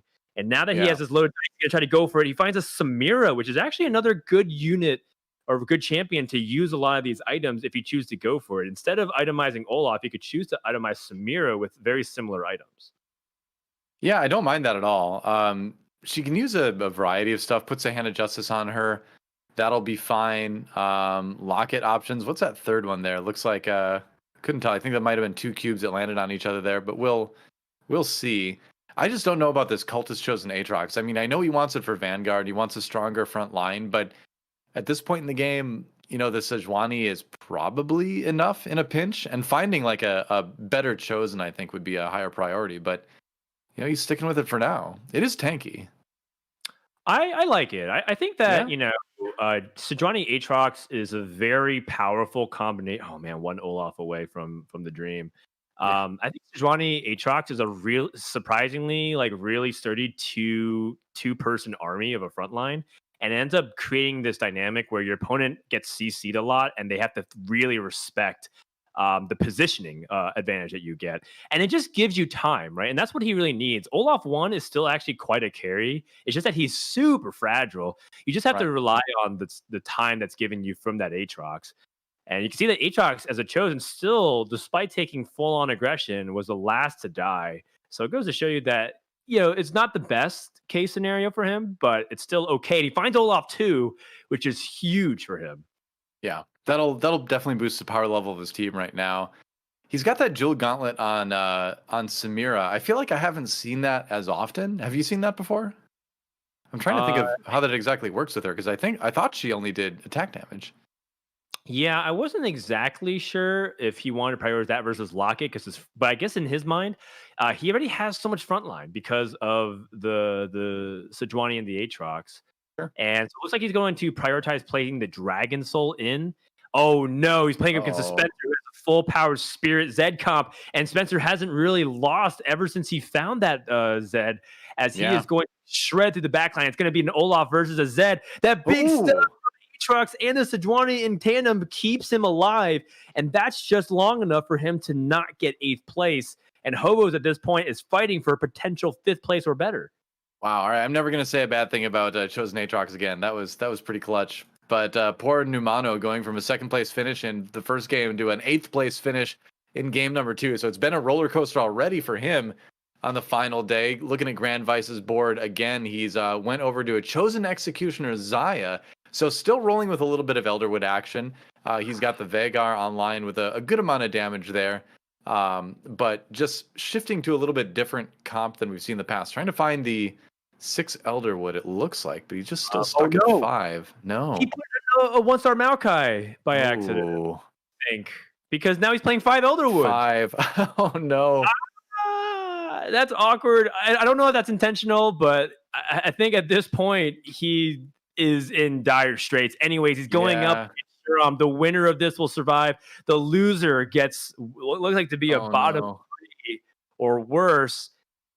Oh, the feathers did not fly. Oh no, a little bit of a disaster there, but it looks like him and Hobos, at least he preserved enough HP for him to get 6th place, which every little bit helps. And you can see a little bit of the frantic scrambling going on in these kinds of situations when the health is that close between some players. They really try to squeeze out every little possible edge, but sometimes it causes them to flub a little bit. Yeah, missing the Nunu definitely hurt a lot there. Not able to get 6 Elderwood in. Maybe the 2nd Maokai, if the spell goes off, it at least hurts their attack speed on the other side. I don't know, but 6th is better than 7th. Poor I Like Hobos, though, a 6th in the first map, then a 7th for him in game number 2. On board with KCI now as he does a little bit of scouting, because he is number 2 in the lobby right now, and the only player on a win streak at the moment. And so the big question is, positioning wise, you can see him deciding on where to move his Kale. Now you got to do everything you can to keep that win streak going. Yes, absolutely. He's doing a great job just protecting it. He's got the chosen Vanguard version of Aatrox with an Ornn to generate items. He's got Triforce and Divine Spatula onto the Wow. Xayah with Executioners. This is looking very solid. Balanced frontline and backline. But look at that Samira Ooh. go! Samira 1-star from Shuram, able to bail out that situation, and Shuram hanging on by a thread. Still needs to win a couple more important fights, but top 4 is within reach for our open bracket hero. I feel like Samira is just like the storyline destroyer because every time you look at this the board, you're like, ah, it's only 1-star Samira. I won't worry about that too much. And then she just wrecks you. It's always like, I would have done great, but Samira. That's right. 1 HP We'll for cut sure. away with it for you, for your meddling Samiras. At this point, if you look at how the rest of the board is, it's very difficult to kind of pick out who is going to be winning this lobby. A couple of players do seem to be separating themselves, Robin, Spencer, and KCI. But for Bert and Shuram, there's an outside chance that they hit everything that they ever really need. Because you can look at Bert, he's playing half a board of 1-stars. If he hit the 2-star versions of everything, it's arguable that he could be in contention for top 2 as well. Yeah. Going to take a lot of damage right here, though. This is going to be, well, not as bad of a loss as I expected, actually. The Lee Sin does kick one more off at the very end, so a better loss than we expected here. Shuram wins his round as well, so he'll stay alive at 1 HP, make it into 6-1 after this, and it's a 3-item Nexus minion. All right, what's the Ornn item? It's going to be Mana Zane. Okay, so that's the one that gives you a lot of 100 extra mana after you cast, I believe. For sure. We're just do a little quick scout to see what people are getting. Wow, pretty decent items for his Swain for Burtosaurus. Really good. As well as Lee Sin. And then for Robin, he's got more mage items. He's got a Chalice and a Death Cap and a Zephyr Food for the stun. And we don't have Shuram's POV as we mentioned before. So these are the items. Let's stay on Robin's POV and see what he can do, because this Aurelion Soul hit hard already. But can you imagine yet another opportunity to buff it? It does make positioning a little weird because it does seem like Lulu has 3 items on her, so you can't just stack the Chalice onto her there. But yeah, I wonder if do you think maybe you use this to buff up the Xayah instead? Maybe Chalice on Rakan? Or because otherwise the positioning does get kind of awkward, because this configuration on the board is what keeps Aurelion Soul safe. Yeah, I kind of figured we'd see him try to just load a little bit more damage into the Xayah that way. I like putting the Nunu next to it as well. That just makes a Chomp do a little bit more damage and gives him the better chance of just eating somebody. Zephyr on the Aurelia 1, not super useful. KCI though, big Aatrox ultimate. Oh, that's set though. Setting up maybe some kills for the Xayah, but I don't know. It's hard to keep a good Kale down, isn't it? Yeah, the Kale is just completely protected, having what many people consider to be the best frontline in the game through a Sejuani, Aatrox, and an Ornn. That's like with a chosen Vanguard. And then you have like Zillion to back them up. It's just really hard to penetrate that front line without armor reduction of any kind. That's where Yone comes in, or Last Whisper. But he's playing a mage-based composition, so he doesn't have a use of it. The one thing that you capitalize is this Rocket Arm, which is basically the Blitzcrank hook in the form of the Ornn artifact. And he can maybe pull Kale out if they don't have Quicksilver. But he's also got some other big problems. There's other threats like Spencer, who still has yet to really lose in quite some time. He's lost once, I believe, so it broke his win streak, but he's still a big threat. Well, he picked a win streak right back up after losing. Yeah, he dropped from 52 to 43, so 9 HP loss in like a long, long time. It's Bert, though, versus Robin Songs on this particular board. And it looks like it should be an easy win for Bert, since that Talon, is not going to make it. Lee Sin did get 1 kick, but that's about it. And that's going to be Burtosaurus exiting in 4th. So that means his day has been a 3rd and a 4th. So 2 top 4 finishes. Definitely solid for Burtosaurus starting out here today. Yeah, very consistent start to Bert. And then in the other side, the flippening Doa is happening. Last game, if you recall, we had a 7th and 8th place finished from Robin and Spencer. And guess what? They might be in contention for top 2. Trying to go show you how closely matched a lot of these players are. And also about how volatile it can truly be. You can't really ever feel like you're safe just because you got that win. And for players like Bert and KCI, it's kind of like free rolling, because KCI got 4th and it looks like he might get 3rd here in this game. Yep, exactly. So again, like 2 top 4 finishes is so good. Robin Song is down to 1 life left now. Spencer the one on the win streak. But you mentioned a player going 8th, KCI taking some damage there, and the thing is there's no bad players in this lobby. I don't think we've really had bad players all weekend. It's just a matter of there's an 8th place spot. Somebody needs to take it each game. But like you said, I think this series is not going to be over until the very last game. That's for sure. As far as who's going to take those top 4 spots. It often does. You could have TFT players, TFT pros play 20 games in a row and feel like if they had 2 more games, they could really show off their true skill. And I think that, in this case, 5 definitely is not like the perfect number, but it's definitely a reasonable number to expect. Speaking of reasonable, KCI holding extra Kales did not go for another Kale 2 because he doesn't need that. In fact, he just needs more time and more stall. And one thing that's really concerning about KCI is he does not have a Quicksilver for his Kale. So if he matches up into Robin and gets pulled by the rocket propeller, he is going to be in trouble. He did, I believe, play a Ghost last round. So now the damage will be in full, and he can't avoid a death if he loses here. Ooh, I like this though. Putting the Lease in there, he doesn't run into the Aatrox, so he runs into the Zed instead. Spencer's Zed comp. Ooh, that Zed dropped so fast though. Can he survive the rest of the onslaught though? That's still a lot of strong stuff. The Kale barely lives. Ooh, and KCI stays alive. Everybody's been able to take rounds off of pretty much everybody so far. Oh no, and Robin Song's out in 3rd though. So improving from 7th to 3rd, game to game. Not a bad result. Obviously would have won a top 2 with that board, but hey, you'll take it. Yeah, very much so. I'm actually surprised that Samir 2 is not able to close that out for Spencer, because if Spencer killed KCI, that'd be a double kill in the first place for Spencer. Right.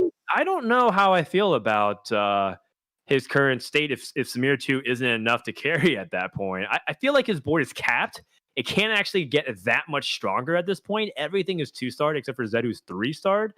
So, what else can you really ask for? Just needs to get better Shroud options. Needs to hit the Kale. And he does. It lines up perfectly for Kale and Zillion, so that the res and the activation on Kale is going to be a little bit slower. Now Zed is not dealt with. That'll is going to be Lobby 2 goes from Spencer, who got 8th in the first lobby, 1st in the second lobby, and now he is back in contention for top of today. Yeah, I think just a good example of proper positioning to win that last game. Like you said, the Zed just evaporated too quickly the round before, so he moves it in a place where it's going to get a little bit of room. Zed lives, everything else dies. Easy win for Spencer's in that case. Khroen, as you were watching that lobby, what jumped out to you? Yeah, honestly, this game had a lot of fantastic moments that I'd love to be able to go to a full segment for each of them. Probably can't do that. But first thing to note, I think, is reroll comps are a little bit volatile. Numano taking the same duelist comp from a second and then going 8th with it. It's unfortunate. Those compositions just inherently are volatile. And there was some uncharacteristic misplays, I think, as well from Hobos and GV8 that we caught on the broadcast. The pressure does get to these players at this level of play, and we don't see misplays like it that often, but it does happen. Got to shake it off and kind of go next. Also, Spencer kind of had the game of his life there. Hit everything on 3-2 with the Zed Chosen and the Force Spirit. Sometimes you play the game, sometimes the game plays itself. Obviously, that's a little bit of exaggeration, but you got to be a really good player to recognize what correct decisions to make. But for all of these players who are so good, that is a pretty obvious decision to go, and it worked out fantastically for Spencer. Absolutely. Well, we're going to take a quick break, but while we are taking that break, if you are in the Cloud9 Twitch chat specifically, you can type in hashtag Puma for a chance to win a $100 gift card. Got to be 18, got to be a legal resident of the US, but if you fit the qualifications, hashtag Puma in the Cloud9 Twitch chat and give yourself a chance to get that, because there's some awesome stuff you can pick up. So enjoy that. We'll be back with game number 3 here on the Cloud9 Fates NA qualifiers right after this.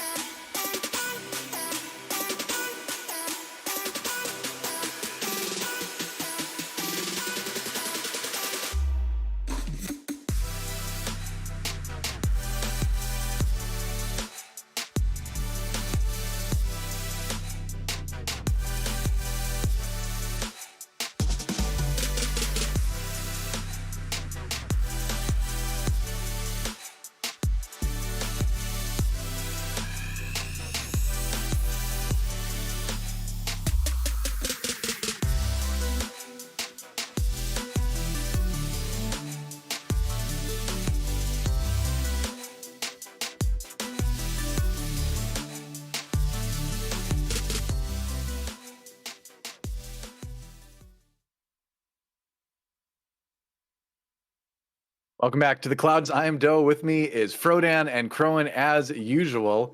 Hopefully, you can see us. We're not looking like Max Headroom recreations. Nobody knows who that is. Anyway, we're going into game number 3. Do you know who Max Headroom is, Frodan? No, I was kind of chuckling at the glitch that happened, so I I'm not even going to apologize. ask you. So Khroen. Yeah, you already know. I didn't understand that reference. Never mind. Google it. Or don't. Whatever. We're going to watch some Teamfight Tactics. It's going to be great. It's going into game number 3. Let's look at the standings overall. We had some pretty big shifts. We had Spencer with the biggest shift possible, going from an 8th in the first game to a 1st in the second game. That is scored him a top 4 finish for now, but we still have 3 games to go. Khroen, where do you think we're at with this lobby? Who should we really be watching for going into game 3? Honestly, I'm a little bit surprised, but pleasantly surprised that KC is actually in the top right now, 14 points. They're obviously a strong player, but I thought we might see some more out of, Numano, Grand Vice. Obviously, Grand Vice is still in second, but KC really impressing so far, and that's who I'm going to want to keep my eye on specifically. Spencer as well, volatile start to the day, an 8th into a 1st, but the 1st must be a confidence booster for him moving forward. Yeah, Frodan, it's really players like I like Hobos, unfortunately, Khroen, who have had those lower finishes that really kind of need to pick things up. But even they are only a couple points behind Robin Songs and Numano. Yeah, it's a little bit behind, but there's still a lot more games, and we've seen yesterday some pretty big comebacks. So I'm excited to see game 3. That's right. Well, Khroen and I are going to take this one. We will catch back up with Frodan, and it is all tears and gloves start for the carousel. All right. Interesting. You put that together. It makes a pretty good item. In isolation, if you get one of the tiers, I think you might be a little bit sad, Khroen. What do you think about the tier start? I do it because I love playing mages, but I know aside from that, it's not a popular first item off the first carousel. You can get away with a tier start if you, I think, specifically get a glove or a cloak.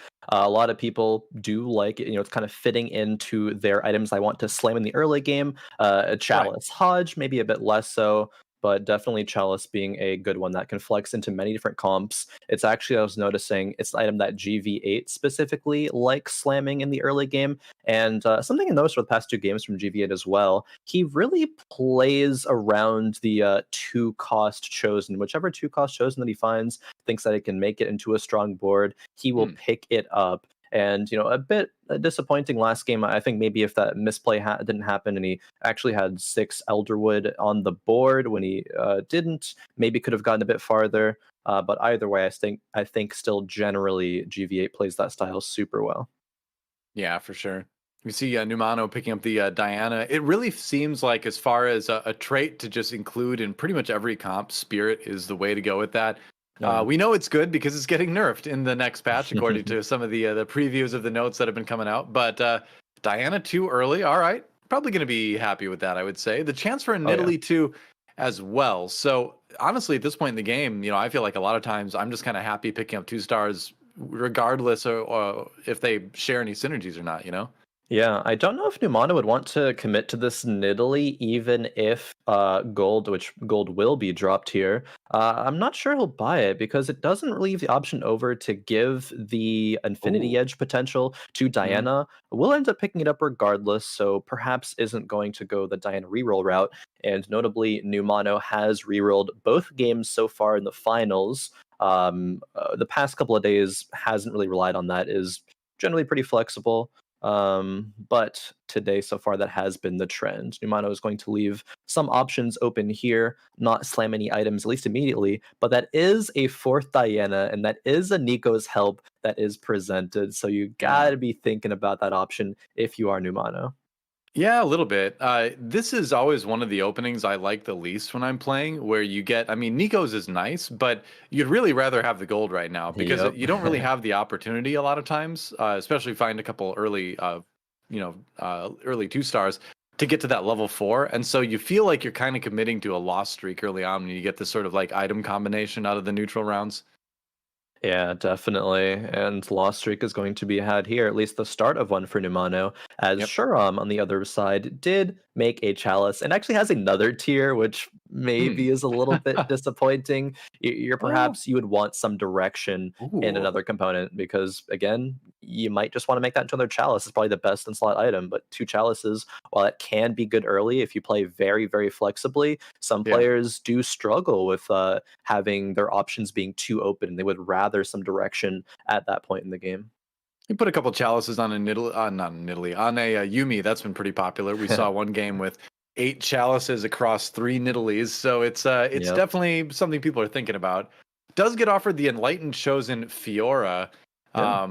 but at this point, deciding not to pick that up seems like he's a little bit committed to the Dianas, also picking up Warlords as well. So, like you mentioned, like in the rerolls, and he's kind of setting himself up to do a number of those, except for the Fiora one at least. Yeah, I know we've had the conversation about Fiora the past couple of days and liking Yeah. the enlightened one over the duelist one. If you are going to commit to a chosen, you can not only utilize it for the duelist composition with 3-starring both Yasuo and Fiora, but you can also Mhm. use it just to give you a strong board, level on pace, and propel you into that level 7, maybe even level 8 territory before you really got to worry about being too low on HP. Right. KC here doing a bit of scouting around and seeing relatively strong boards across most players. A couple of players don't have chosens, but KC rocking the Vanguard chosen Garen for now. Yeah, I mean he's got damage in the form of the Kindred as well, so this seems like just a strong, solid board. He's one of the 3 players still at 100 HP. That Wukong, chosen Wukong with the Hand of Justice looks a little bit scary, but an early Kindred like this just does so much damage that a lot of times you can just kind of like have that carry work if you don't get Yeah. it by random Nidalee Spear. That said, I said we should be worried about the Wukong, and this is why. He Yeah. stood there. He did a lot of damage. He took a lot of damage, and that will be no 100 HP streak remaining for KC. That is yet another Wukong committal from Bert. Did that in game number 1 as well. Rerolled it to Yeah. a tier 3 in game 2. Actually rerolled as well, but it was centered around the Nasus instead. So really, really sticking true to the playstyle. And I guess you kind of want to go for what is most comfortable to you in a tournament format like this. You're gonna Mhm. know who's coming into today, what their trends are, and you're going to solidify like 1 or maybe 2 play styles in terms of comps that you want to play.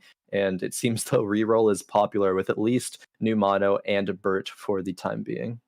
Right. So Chain Vest pickup for KC. He's going to be able to make a GA with that if he wants to. I want to look around at some of the other boards really quick just to get a quick overview. We're going to look at I Like Hobos to see what he's up to. Warlord, a little bit of Vanguard chosen as well. Oh, and it's a Magnetic Remover Yeah, and a Tear out of the early Lantern. Let's keep more doing some quick tiers. scouting real quick here. Yeah, more Tears, right? Bertosaurus is going for that Wukong like we talked about. Grand Vice, meanwhile, did find the Spirit Diana chosen. So Okay. that may be a lane to choose right now. We'll see if he Yeah. decides to go with that. Finally, Yeah. Spencer is no view for Spencer. Okay, interesting. Thought we had one for him. We don't have one for Shuram, but Spencer, I thought we did. Either way, let's go back and let's actually watch Grand Vice after this round for KC versus Robin songs. Sure. Yeah. Watch Definitely this one interested in first. Definitely interested in checking out GV8s after that, seeing as they Yeah. play very well in the early game, but it did drop a little bit low so far. For Robin Songs, though, that we see here, has a death cap and a tier on a Teemo too. That is pretty strong at this point in the game.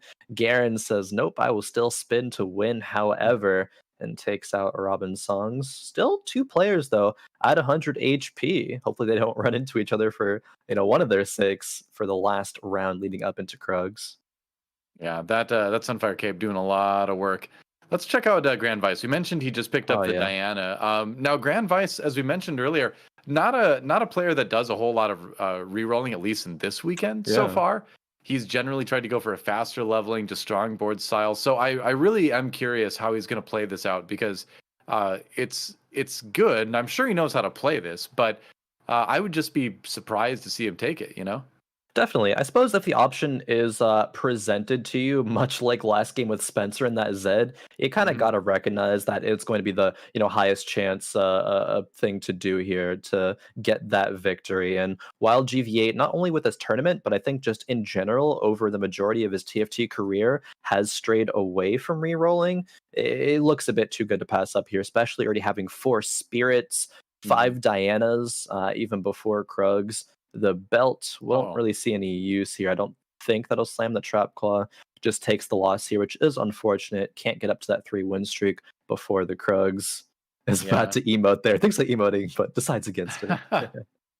Yeah, you don't want to clue your opponent in on your mental status, especially if it's a negative one. So yeah, good move there by Grand Vice to keep his emotions hidden from his opponent.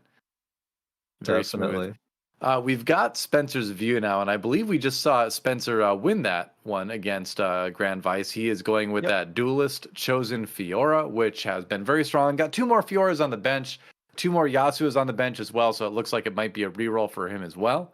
Yeah, decent items for the Yasuo too.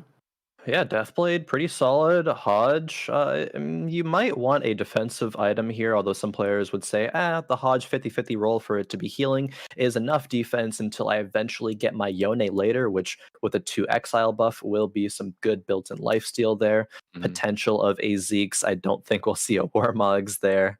I know we did see a Warmogs on a Fiora earlier on this weekend from Numano, but think it's likely it will be a Zeeks. And even if you don't want to keep the item there permanently, there is the magnetic remover that all the players do have in this game. And we actually see it used there. I'm not sure what board it was, but it was on a Teemo.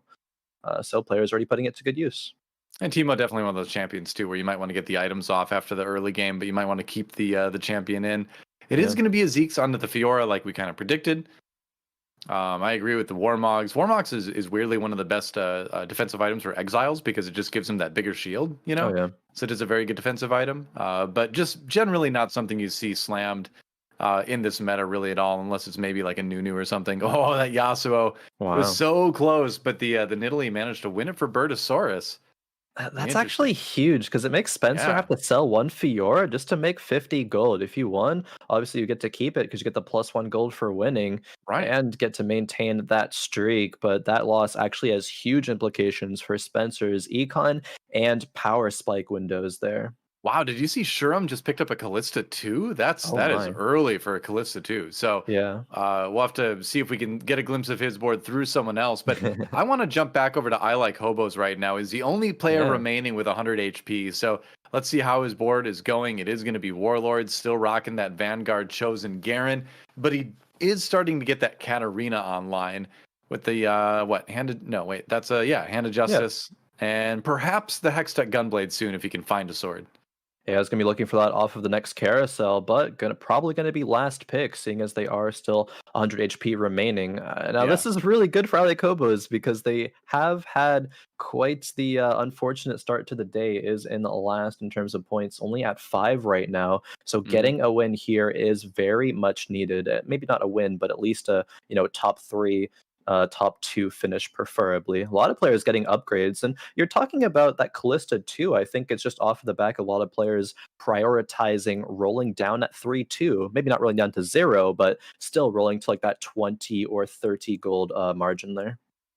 Debating on whether or not he wants to give up Keeper and put in the Akali for Assassin. And I think that's a tough choice because the Keeper buff is nice, but you do have to take the cannon out if you're going to put the Akali in because you don't want to get 2 ninjas on your board. He decides to opt with Keeper, but he's not putting the Katarina in a place to benefit from both Keeper shields, so she's not quite as tanky as she could be. It's an interesting board for Hobos. What do you value more, Khroen, in this situation? Would you keep the Keepers or would you go for the Assassin? I agree with the Keeper right now. I think the HP is going to oftentimes be more beneficial. Katarina is one of those units that, will benefit from the Assassin buff, but not as much as some of the others. It is also awkward in terms of running that 2 ninjas. The ninjas aren't going to be the ones carrying. They're just going to be in there for their synergies, really. But I do like it, even if you're not getting both of these shields onto the Katarina there, because you want to optimize Katarina positioning in regards to the rest of the players' boards. With 1 Keeper shield there and the mana from Hodge, she will generally get an ulti off. And that's going to, decide the fight usually from there. Hobos did unfortunately lose that round, however. Maybe the Keeper shields would have made a difference. It is possible. Is grabbing another tier here, though. So 3 tiers in total that Hobos will have. Maybe wants to just slam a blue buff because a Ludens or a Redemption could have already been made. But yet another tier, however. I mean, it was last pick, so the pickings were kind of slim there. is he going Fabled? I mean, I know that's crazy talk, but he did just finish the Nico too. He's got a Nautilus on the bench. Like, is he planning on pivoting away? Because keep in mind, he has a Vanguard chosen here. Yeah. And so Vanguard chosen works really well with the Nico Fable build. And sure enough, he builds the blue buff. And this is something we haven't seen for a while. I think I'm trying to remember if we've seen really anyone run it in the tournament. He doesn't have Fabled yet, so this Nico is going to be even weaker. But if he finds a Cho'Gath, he could be online with that once he puts the Nautilus in. But I don't know, Khroen. I just have not been a big fan of the Fabled Nico build since it came out. I think she's just a little bit too low on damage, even if he is getting this round win here. Yeah, this round win, I think, is a big reason why Hobos is opting for this Nico. A Nico 2 is going to be stronger than a Katarina 1 at this point. That's true. You have the Hodge and the blue buff. By no means do I think this transition means it's committal for the rest of the game. It could be. We do have the Vanguard chosen Garen, but that's not really a chosen that you'd want to take into the end game with a Vanguard Mystic Fabled composition. I think Hobos is very much open to many decisions right now, many compositions, and it does not, again, have to be that Vanguard here. Yeah. Playing flexibly. So right now, I want to jump over to Numano's board. He's the only player with a win streak right now, doing it off the back of that Spirit chosen Teemo. Has a Vi up front, the Diana in the back. Just good items on this Teemo in general to power up the Nidalee and the Janna. Yeah. And oh boy, but here comes the Bonky Kong. Double Hodge Runans, not the typical build, I suppose, but No. items that do work on him great nonetheless. Going to be blinded Nope. by Teemo so much, though. And Bert's still 2 Wukongs away at Yeah. Wolves from getting that 3-star, so a little bit slow in pacing to where they would like to be. Numano continuing that win streak, and that's huge. The Teemo being the kind of damage and also support carrying the Chalice and the Zeeks is really, really strong at this point in the game. Right. I just got to talk about Bertosaurus's board a little bit more. I think Yeah. at this point you give up, right? You look for a way to pivot out of this because you don't have optimal items on the Wukong anyway. Those items could be much better served on something else, and you still haven't hit that Wukong 3. And even when you do, it might be a little bit too late for it to really be effective and preserve your HP. You're already down to 55. So I'm looking for a transition out of Bertosaurus with that one. Yeah. See if it Actually, works I'd be out. curious to see Bertosaurus's perspective here, just to look at the board Yeah, let's in do a it. bit more depth to kind of go over that analysis, because I think, yeah, you are onto something.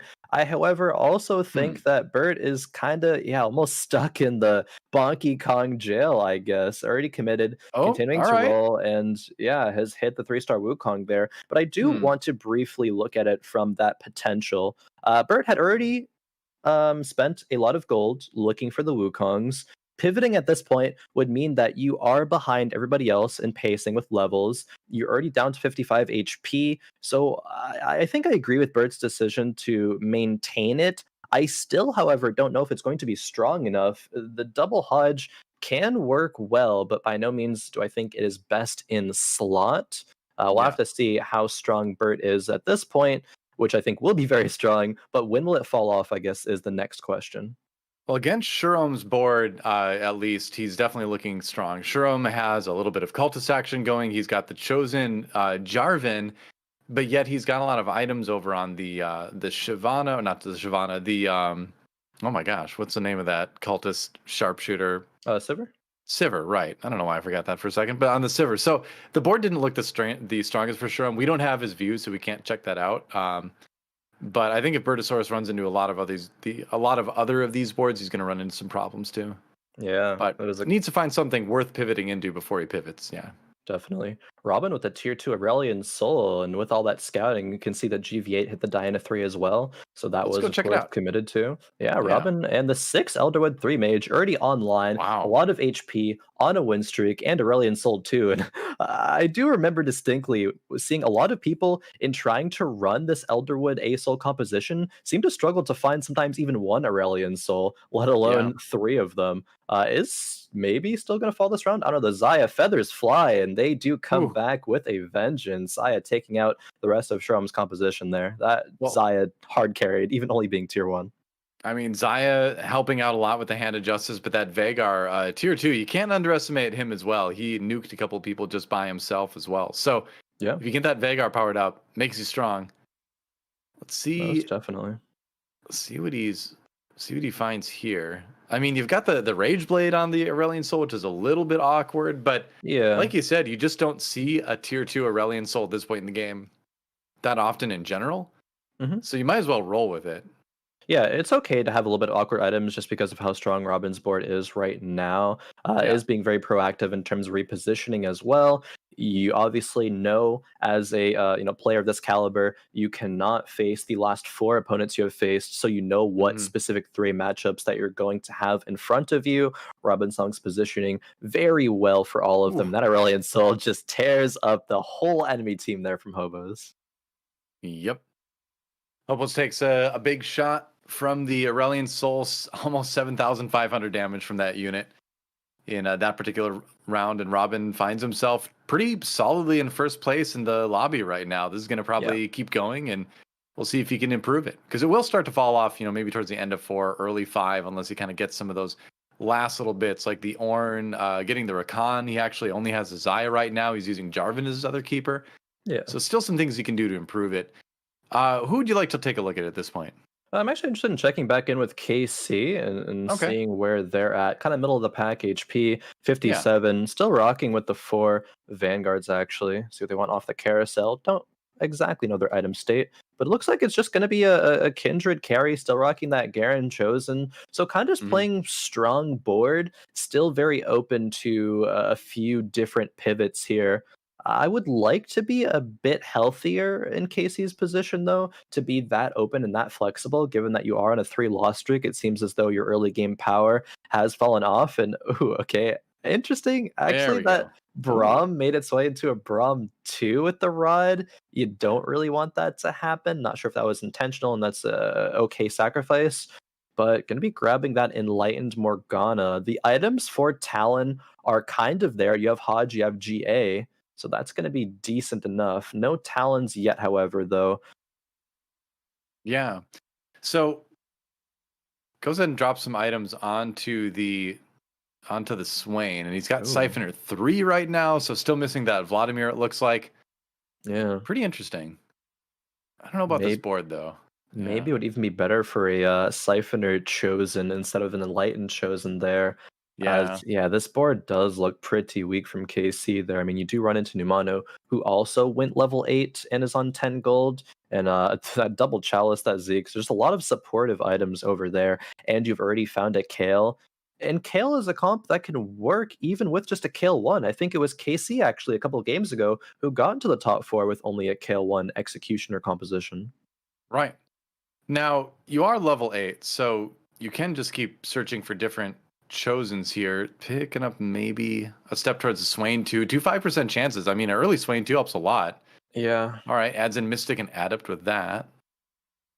I think actually, I was thinking about why Casey decided to put the Hodge onto the Morgana. Not really a great item there, but have to keep in mind there still is a magnetic remover, so could take it off Right. at any point in the game. Still, it looks like Casey's maybe a little bit lost here with just what decisions that they're making. I mean, the compositions are okay, but 4-loss streak, and it looks like probably a 5-loss streak here as the talent from Spencer. Spencer is low, but has kind of maybe stabilized a little bit, at least enough to deal with KC's board right now. And Wow. KC is gonna really start to be struggling here. Yeah, I mean, if you look at Spencer's board, that's like the board you want to be if you're KC, right? Because you had the talent on Yeah. the other side. His Morgana had Morello's. So this is the point where you're like, all right, maybe I just sell this Morgana and I look for a different Chosen. But it's a tough situation to be in. This is one of my, I think this is one of the most challenging positions a player can be in, Of where course. when he rolled, he was offered a lot of pieces of a lot of good things, but no firm direction. And so he opted to go with this Chosen Morgana for now. And he's probably saying, if I can just find that talent, I can go up to 4 Enlightened. I can maybe get something going. But then you think, well, I just played someone else who's doing the same thing and they're already ahead of me. So then do you sell the Morgana and you look for something else? So right now, if you're KC, your mind is just racing and you're second guessing yourself. It's a rough spot to be in. This is a position, actually, now that you mention it, Doa, that literally, if any single TFT player in the world was in this position, you could go back, watch a VOD, and say, okay, I could have done that differently. I could have done that better. You can Mm. always make improvements in situations like these because there's only so much time to do them. There's so many options presented to you. So there's always going to be room for improvement there. And Casey is trying to make these improvements. I mean, this is good. The GA is now on the Swain. There's Morellos Okay. and a Chalice now onto that Okay. Morgana. So this is looking better. Still, maybe, though, not strong enough. Wow, how many Morgana players are there in this lobby? That's a third one now in Khroen, but Khroen also has that Olaf. And Olaf down? Oh, Nidalee tries to run. But no, Set's going to track her down. And Khroen, ooh, close to being eliminated, but still alive. Yeah. But yeah, I think KC is in a rough spot right now. Definitely not every single round matchup I think would have been a win, and even though that was a win, it was a very narrow one. Yeah, I'm down to jump on over to Spencer over here with a pretty good enlightened composition. Morgana once again.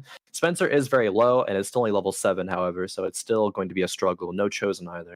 Well, here's the situation for Spencer that's kind of interesting is that he took 8th his first game, 1st his second game, and now he is definitely in contention for an 8th in his third game. So Yeah. it's been a roller coaster. His board does not look bad, but he needs to just win with like 0 margin for error right now. Like you can't really take losses anymore. You can maybe live through one very close fight, but if he loses big time, he's out.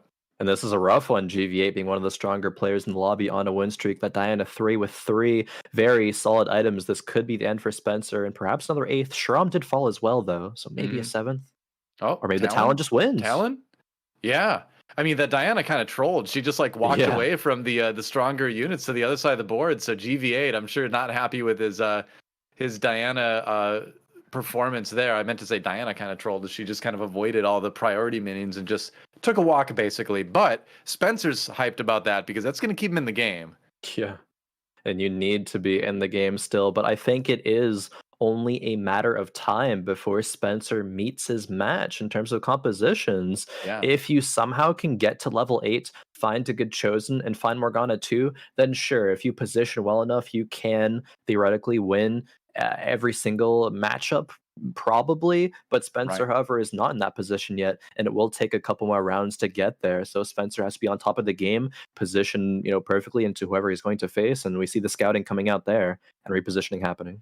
Now, during all this, Khroen did get knocked out in 8th, so it's a 5th, 8th result so far for him. So going to be tough to hit that top 4. Rough day for Khroen so far here today, but just concentrating again on Spencer. He's going to try to live. Gets hit with that big Fable powered up Cho'Gath ultimate. That was a Cho'Gath 2 just hit by I Like Hobos before this round began. The Talon, though, doing work. Kind of stuck a little bit on the Sejuani. Here comes a stun. The Talon can't do anything right now. Can they finish him off before he reactivates? GA comes in. The third shot for Nico just barely connects, but that's enough damage. Ooh, very close. And now Spencer can't lose a single other round if he wants to stay in the game. Yeah, that was the only margin of error that Spencer did have. Luckily, it's on stage 5 where the base damage is only 5, and each unit alive will do 2 damage there up to a certain point where it gets higher. But anyways, checking on in with I Like Hobos. And funnily enough, Doa, the Hobos did stick with the fabled Vanguard Mystic line. I didn't think that it was a for sure commit, but the decision that Hobos made and is kind of riding or dying on that. The Nico items are kind of awkward. The Sejuani items are not optimal, but it's still be able to find some wins in this game. I struggle to really think it's a guaranteed top 4 from here, though. Oh, it's definitely not guaranteed. Like I said, I'm not super high on this comp right now, but he certainly has put it together in a strong way, especially with hitting that early Ornn. And it's cool I wanted to watch Hobo's view because it's cool to see someone playing a comp that we haven't really seen very much this weekend yet. And it's very typical for I Like Hobos. Remember, going into this, in 12 games, he played 9 very distinctly different compositions, and we're going to add a 10th one to that right now. So he is one of those players that just feels like he can play anything. And, seeing him here today in the final lobby, I think it's hard to disagree with. He's probably the most flexible player we have in the top 8. But can his flexibility get him a top 4 in this game? I'm not so sure. Remains to be seen.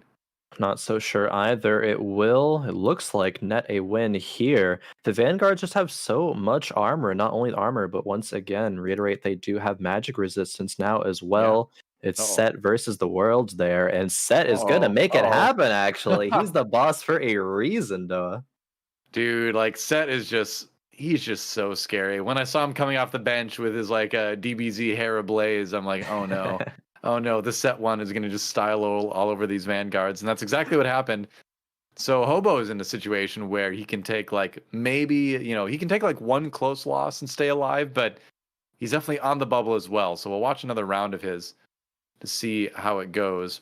Yeah, Spencer fell actually in 7th place as well. So Wow. not an 8th, avoided that one, but still very, very swingy going from 8th to 1st back to 7th. Yeah, I think 7th doesn't really feel that much better than an 8th. I think if No. you're Spencer's right now, you're like, what is going on with me today? It's either Right. the best or the worst. You know, it was the best of times. It was the worst of Yeah. times. I guess That you big gotta Joe gotta got take bumped. some solace in not getting 8th, right? Whatever will preserve your mental is important. That is true. That is true. TFT is a weird game where sometimes 2nd place feels terrible if you know you messed something up in the 1v1, whereas Yeah. sometimes 7th place feels good if you know you played well enough to just avoid 8th. So it's Yeah. a strange game emotionally sometimes. You take your wins where you can, and Ali Kobo is going to be taking that not win, but win in the sense that you avoid KC getting 6th and now are up to the top 5 at least. Right. So that is a portion of a win. You get a new artifact as well, along with Yeah. the death cap that's going to be provided from this Nexus minion. So And that one is I'm looking it up because I don't have them all memorized yet. It's the Anima Visage. Okay, Yeah. so that's the one where the wearer regenerates 8% of their maximum health each second, and it also gives you HP and MR. So a good tanky item, which is pretty much perfect because most of his team is tanks. So Yeah. I think you're going to be really happy to see that one drop if you are I Like Hobos.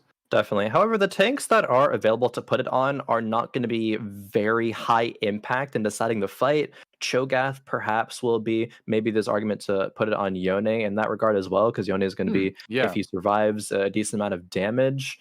Scouting Yone. around, however, yeah. There's the Anima Visage. Let's see. Ooh, Magnetic Remover actually on the Oh. Nico, so then you can place more items. Anima it's gonna be the Visage death on the cap Nico, though. I was instead. gonna. Okay, Yeah, this the makes death a little cap, bit more for sense. sure. Yeah. And yeah, I otherwise like do go on the this. Yone. This is a good Yeah. decision from Ali Kobos. See if it works out though. Well, great decision with the magnetic remover either way. But that Nico got blown up pretty fast, so he's gonna have to Yeah. count on that Yone to do work. And I don't know if he can count on that too much because that's a strong board for Numano. Hobo's out in, it looks like 5th. Yep. That's right. So we're going to swap over to Numano's view to see if he can continue to survive here. Doing it for now with a 4 Executioner. Did find the Executioner chosen. Yeah, playing a lot of Kale, and I think if I remember correctly, Numano does kind of favor the Kale playstyle. Executioners does. here. Yeah, is going to be actually having an Assassin Kindred as well. It gives a little bit of bonus, right? The Diana and the Kindred are now Assassins. So I can't, or I can say that is a pretty solid addition if you are stuck with a spatula there. And ooh, another Aurelion Soul 2 for Robin Song's the bench there. We could see an Aurelion Soul 3 later. But for now, Numano on the bubble here, still 10 HP remaining, positioning the last second. I think the Assassin Kindred is really good. It's generally what you see the Assassin spat go on in this composition if someone grabs it, because Kindred obviously jumps to the back, but then she moves, you know? She's not just a sitting duck, so a lot of times she can survive just as easily in the back lines. That said, if your whole team's dead, that doesn't matter. Robin Songs just wrecks him, so let's check out Robin Songs' board here. See how long he survives. Grand Vice takes a big shot down to 3rd. So Bertosaurus, the one on top with 55 HP. I'm just going to look at his board real briefly to catch up with that. Oh, no, it's the Bonky Kong. All right, we can't say bad stuff about that anymore. Let's actually jump on board with Grand Vice instead to see if he can survive at 6 HP. It's going to be pretty tough. He did stick with the Diana. So going for a bit of re-rolling himself. A little bit out of character for Grand Vice, but still good enough for at least a 3rd. So that's going to feel pretty good. Yeah, I was going to say that's really good for Grand Vice to know that even though you don't really play reroll compositions that much, you can still pilot them well enough to get at least a 3rd in a game. And 3rd in a tournament such as Excalibur, going to be very solid. It is going to run into Robin Song's Ghost, however. And Aurelion Soul going to have their eyes on Diana. and we'll take her Ooh. out. Yep, that's right. Diana just gets wrecked. Maybe the Pike? Oh, Oh, not quite. The Kindred going up against the minion. Oh my gosh, this is ZZ Rot Mortal MVP. Kombat. Oh wow. Oh, knocked out by a Zizirot minion. That feels bad. It feels real bad. Yeah. Let's jump on with Bertosaurus here as he is in prime position to take this game with 55 HP remaining off the back of the Donkey Kong, but also just for Vanguard, the Lee Sin 2 with a lot of items is very helpful as well. He's got the Zillion 2 with the Duelist Spatula, which is one of the best side items you can drop on a Zillion because he's going to be casting so quickly. He's got the Azir 2. So he's really just played this strong mid game into a very strong legendary filled late game. And Divine Spat on Zillion, interesting. I suppose the thing is Zillion takes less damage with that damage reduction for Divine. He's just going to be bringing more people back to life. So I actually kind of like that. Bert did not get the Shroud replacement in time to hit the Aurelian's Soul, but unfortunate there. I'll see if it matters, however, as Bert's composition is still just so strong. All the knockup from the Lee Sin does delay the Aurelian Soul a little bit. Here comes the cast now, but the Divine damage resistance prevents a lot of that from doing any work. So it looks like it will just be a pretty easy win here for Bertosaurus, unless the Xayah totally pops up, but the Donkey Kong is on her now, and everybody's got Zillion ults on them, so everyone's coming back, even if the Xayah ult does go through and just wipe the board. So Xayah, with the triple-handed justice, takes a while to drop, but Bertosaurus will claim victory here in game number 3. Doing it in style. I don't know, man. This Frodan, this Wukong build is starting to come up. It's starting to scare me a little bit. It's a return of the Donkey Kong, I think. Yes, very much so. Bert has played it in games 1 and 3 and showed that it is not only capable of getting top 4, but also winning lobbies. And Bert is being super consistent, right? We've been seeing him not miss out on the top 4. And it just shows that there's even more reroll to the reroll comps. There's belief that Dragon Soul could be low-key very good if you get the brand and Tristana online. And we saw a little bit of that today. And now we're seeing Wukong really come into the mix. So, the patch is continuing to develop, and even more one-cost carries are viable here, which is pretty interesting to see. Yep, just when you thought people had discovered it all. What one cost cannot be a carry? We'll investigate that a little bit more when we come back. For now, if you are in the Cloud9 Twitch chat, you can type hashtag Puma again to have a chance to win a $100 Puma gift card. Got to be a U.S. resident, got to be at least 18 years of age. But if you are, hashtag Puma in chat for a chance at that Discord. A chance at that card, gift card, not Discord. Can you tell what app I've been using a lot lately? Anyway, while we mull that over, we're going to take a break. And when we come back, Game 4 of the Cloud9 Fates NA qualifiers. Don't go anywhere. We'll return right after this.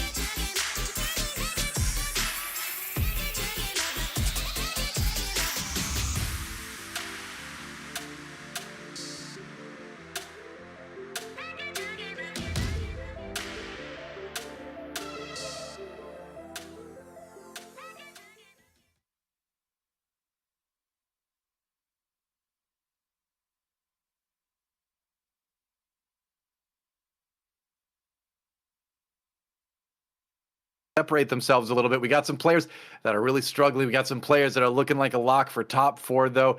We'll take a look at the stats in the moment. But Frodan, you were watching that last game.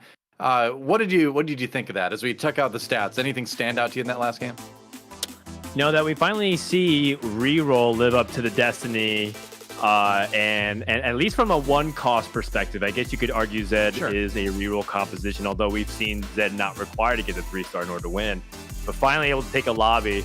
And, reroll isn't as popular, again, as we kind of anticipated it. I think there's like 7 or 8 different people who've been rerolling so far out of the 24 possible slots. But still, it's effective. And when you pick your spots, it can definitely be exactly the ticket that you need top 4. Yeah. Well, Khroen, it looks like players like Hobos and Shuram need something like 2 first places to really even be in contention. It's looking rough for them. Meanwhile, for players like Robinsongs, Casey, Numano, Spencer, still very much on the bubble. Could go up, could go down. And with 2 games remaining, even players like Bertosaurus and Grand Vice are not invulnerable. So this lobby is still wide open. But if you had to pick right now, with only 2 games to go, who do you think is going to be number 1? I'm going to ask you to predict it. I mean, with how the trend's been going, I can't discount Bert. Bert's looking like they're gonna be number 1. Of course, still 2 games to go, but that will be my prediction. All right. Well, you and Frodan enjoy this one. I will catch you guys after the game. All right. Thank you very much, Joe. We're going to go into game number 4. And this one is really crucial. Remember, we're playing 5 lobbies. Today, we've been doing 6 per day up until this point. And this is basically, for some people, their final opportunity to put themselves in that position in order to make it to top 4, as well as the prize money standings as well. Even within top 4, there's money to be fought for.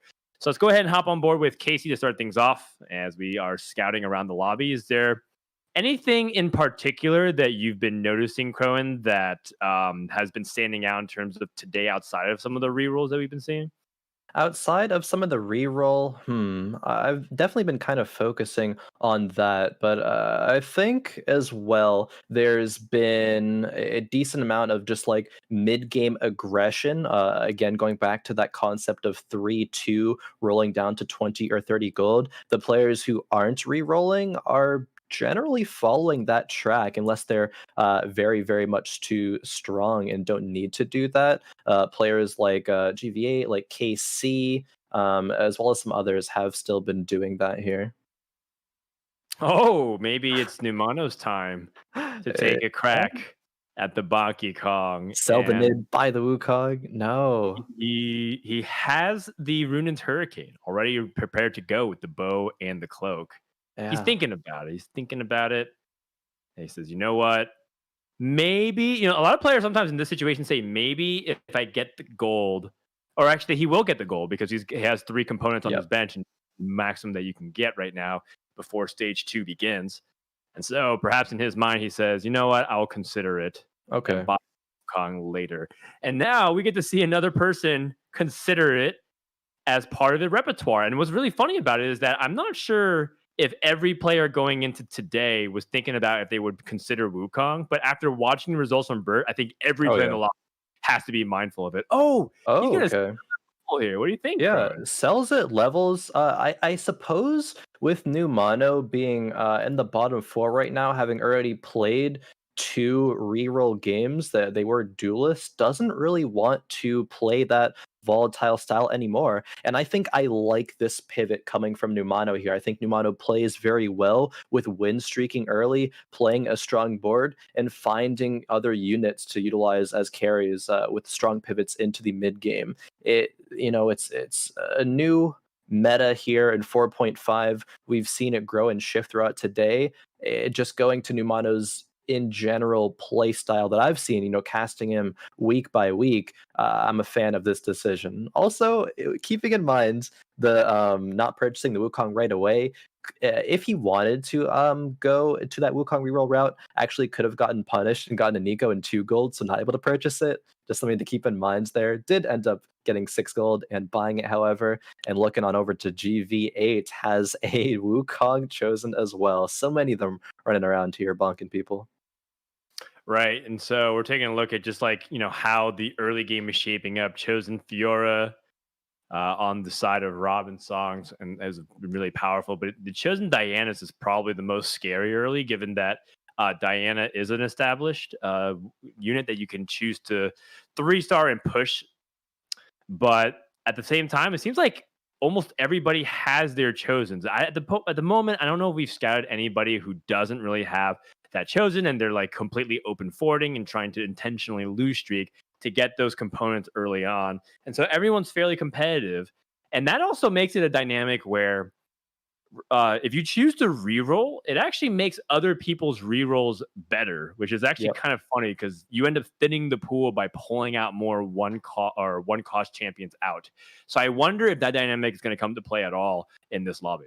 Oh, definitely. I think it's already really come into play throughout the whole weekend, but it's a great point to bring up there, Frodan. 29 one cost units of each specific one is in the pool. So naturally, when you're taking a lot of them out of the pool, it makes it easier for other people to find the ones that they're looking for, assuming it's going to be a different champion. Say, like, if there's someone going, Nasus, Wukong, and Italy, they're all going to be benefiting each other in that regard there. So definitely a good thing to keep note of. And part of the reason why we do see so much success in the real compositions, if there's only one player going for them in every single game, those results would be a lot more volatile than they already sometimes are right now.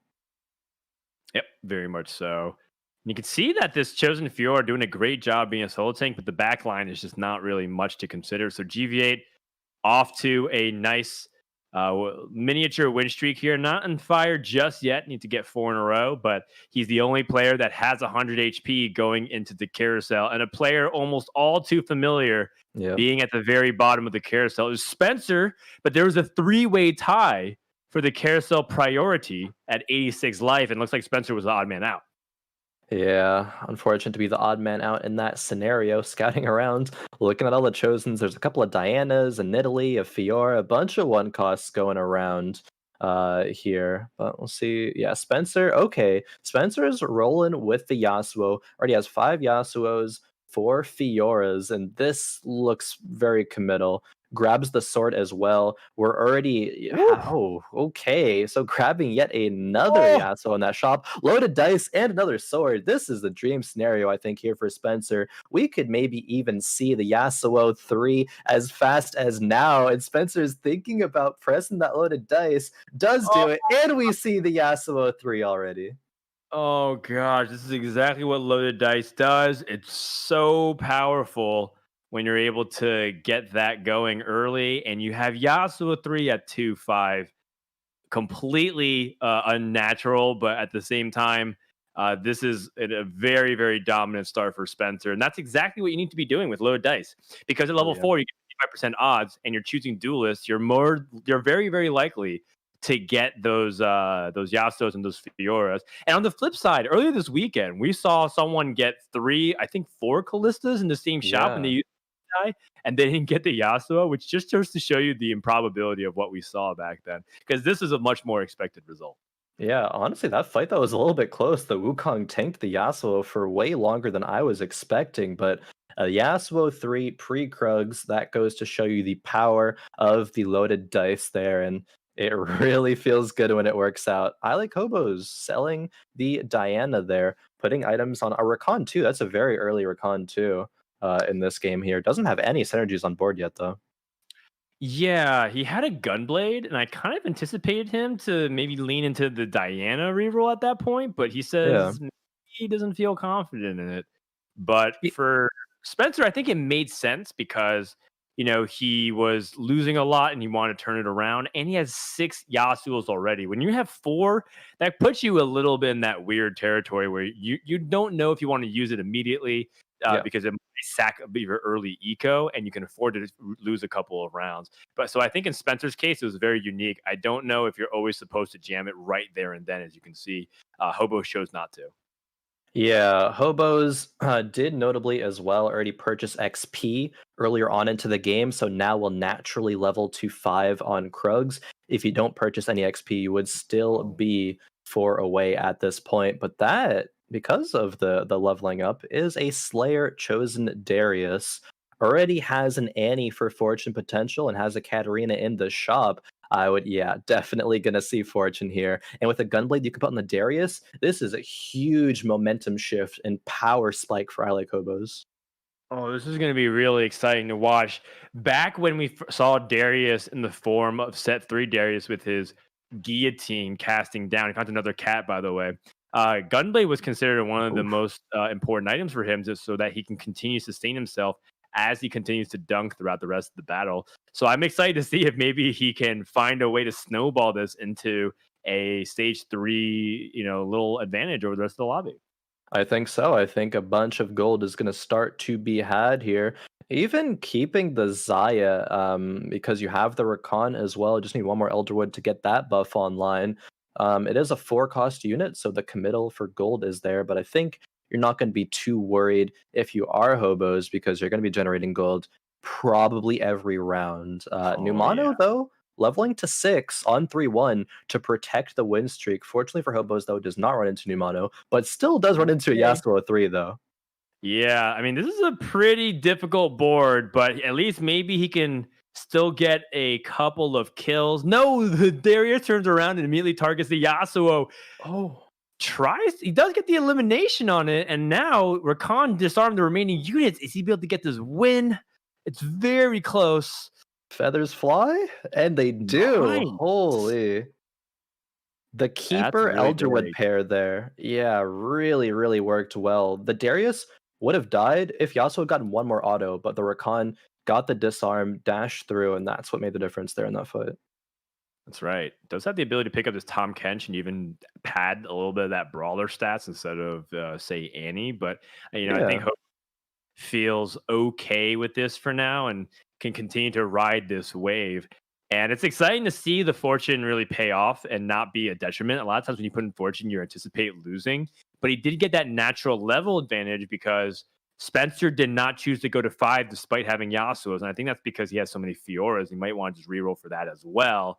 Another round going up against Numano. This time, Numano has the Deathblade and the Ruinous Hurricane ready for Olaf.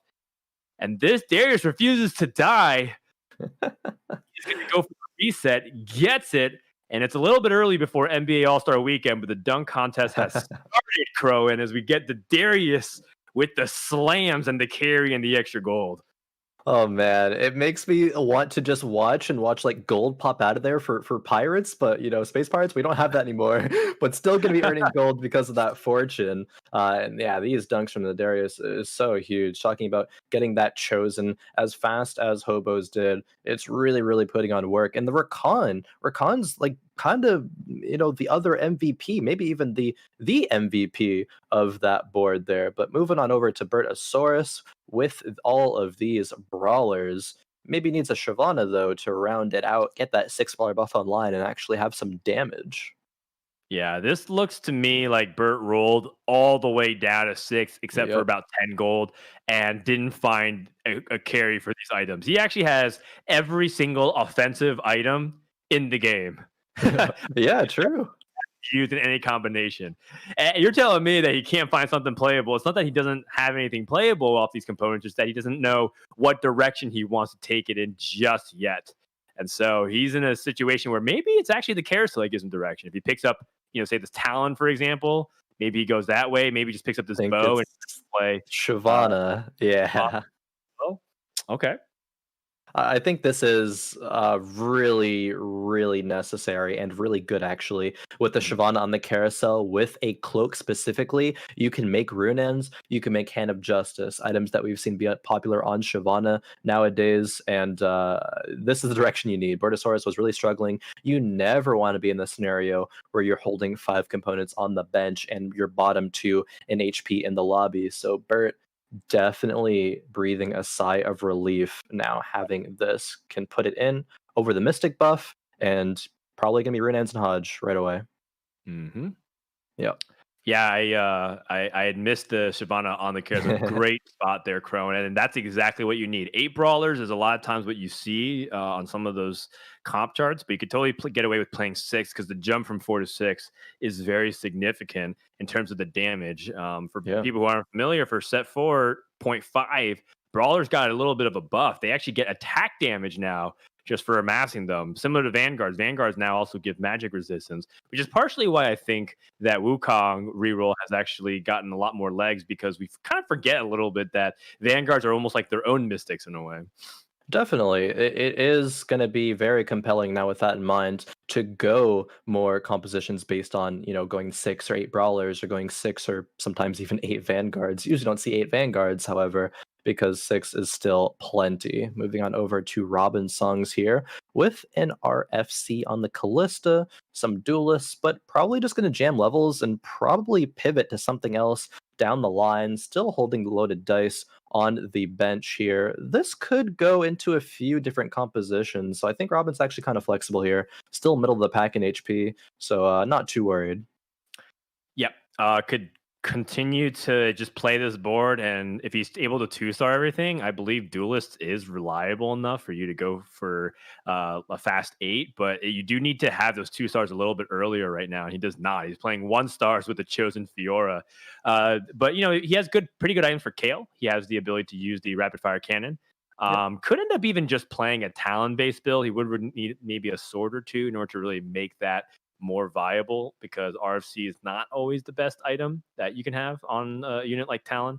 So we'll see what he ends up going. And of course, if he's able to find good tempo, maybe he just ends up finding an early Samira and leans more in that direction. We'll find out. But now we're getting into stage 4. We're watching how the boards are shaping up. Spencer, once more, finding that early 3-star, and it seems like he hasn't lost since. What a roller coaster it must be for Spencer, because he's kind of been like a 1st or 8th gamer today.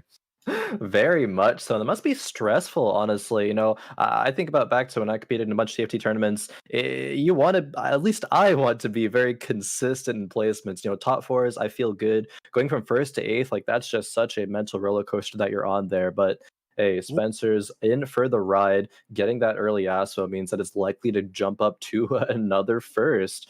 I'm really curious to see what Robin Songs decides to do with this roll down, however. Finding some Chosens, but not wanting to commit to them. Morgana and Talon are very good given the items, at least with the Morellos. Again, with the Talon, you might need a bit more swords, but now Kale is going to be on the board, and Executioner even with the Kindred. I'm going to take it out because it is only tier 1. Mystics now achieve with that Yuumi instead.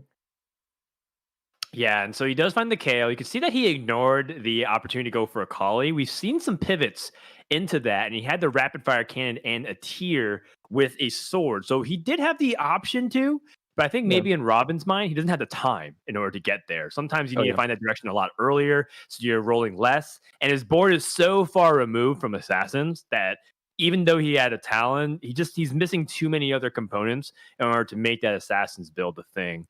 So Robin, very likely not done rolling at this stage. Yep. And so he's going to go ahead and dip deeper into his cash reserves in order to bail himself out here, because his board looks very fragile. Okay, that's a huge pickup there. 2 Morganas in 1 roll. Kind of needed to hit that to stabilize in this game. Still probably needing more, though. And yeah, okay, does use the loaded dice to get a Kale pair, but a pair is not going to be the thing that gives you more power right now, unfortunately. Really needs to hit that tier 2. Going up against KC with a really strong Diana, but Diana's kind of the only thing that KC has going on for him right now. A lot of other units are tier 1 on that board.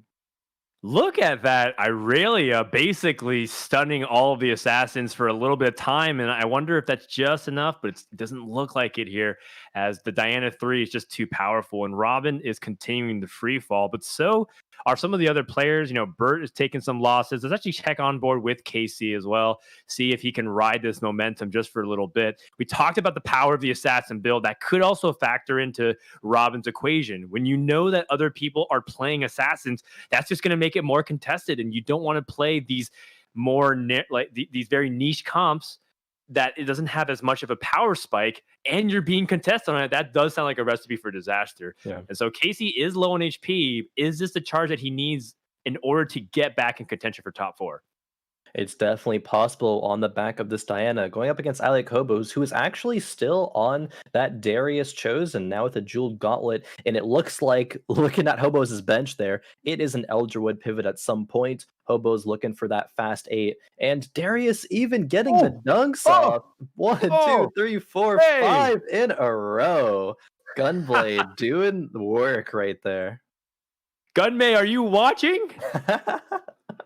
True. Gunmay, a Swedish player who's known to have a unnatural love for testosterone-filled champions like Olaf and Darius. It is absolutely marvelous to watch Darius come down and bring down the thunder like that. It was fantastic. But flashiness aside, I do wonder how long Hobos can ride that Darius. Casey is kind of like still reeling. He's like, wait, did that Darius just do that to me? What's that? It feels so bad to lose on the other half of that, especially when you have a unit as strong as Diana 3, losing to just an item holder. Like the Darius isn't going to be there forever. It's just an item holder, but your main, thing that you're going to take to the end game that is tier 3 loses to it. Bit unfortunate there, but I imagine Ali Hobos will go 8 either right now or on 5-1. I'm actually curious because when he does go to 8, I want to check out that roll down, but it looks like it might be 5-1 instead. Speaking of Akali, Grand Vice is going to be the one committing to that, it looks like, with 5 assassins and all 4 ninjas. No spirits, though, which is kind of strange given the fact that there is also assassins here. Yeah, this makes a lot of sense of why Robin skipped over it too, because he had known it. We don't have a spectator mode. We're kind of watching exactly the same feed that you have. So this is a reveal to us to show the direction that GV8 has at the moment. And with 2 of the best items for Akali with Rapid Fire Cannon and Infinity Edge, the last item is pretty flex. There's actually a lot of debate whether or not blue buff is really core and important on Akali. It's just nice because she has what feels like permanent uptime on her ability, since her mana requirements is 20 and blue buff said it's a 20. So, I wonder where this Dragon Claw goes. We've actually seen Dragon Claw on carries a lot in set 4.5 to prevent really fast burst and nukes to wipe them out. And Sword is fragile. It doesn't have, it's a completely glass cannon, has no real frontliner. Your only tanky unit is Shen. It's a 1-star. You have no Laka, the Iron Solari. That Shen 2 is very nice, and I do wonder from GV8, how is he going to find a way to stabilize? Because it does seem like he's been losing the majority of stage 4 here. Yeah, only 1 win so far. The Dragon's Claw going on perhaps the Shen right now is going to be the tankiest, most frontline unit here. And I mean, Spencer still on a win streak, 82 HP. I can't see the Akali really stepping to this Yasuo, but maybe if it gets stunned out, speaking too soon, and Spencer's win streak comes to an end, GV8's Akali putting in work. That's right. So GV8 and stage 4 right in the middle of the pack. He is a player that's protecting his lead. He is second place behind Bert at 20 points. This looks like a really stable way. If you can even just end in 5th place for the last 2 lobbies, I'm pretty sure that should be enough to guarantee him the top 4 spot. But the math is a little complicated because it kind of depends on how well the rest of the lobby does. If Spencer ends with 2 first, for example, he moves everybody else down, and looks like he's have to potentially do exactly that. So we shall see. Khroen, is there a player that you want to hop onto right now? Because I do feel like we're coming to a really important moment in the game right now. Yeah, an important moment for I Like Hobos. It's that 5-1, I think, going to level 8.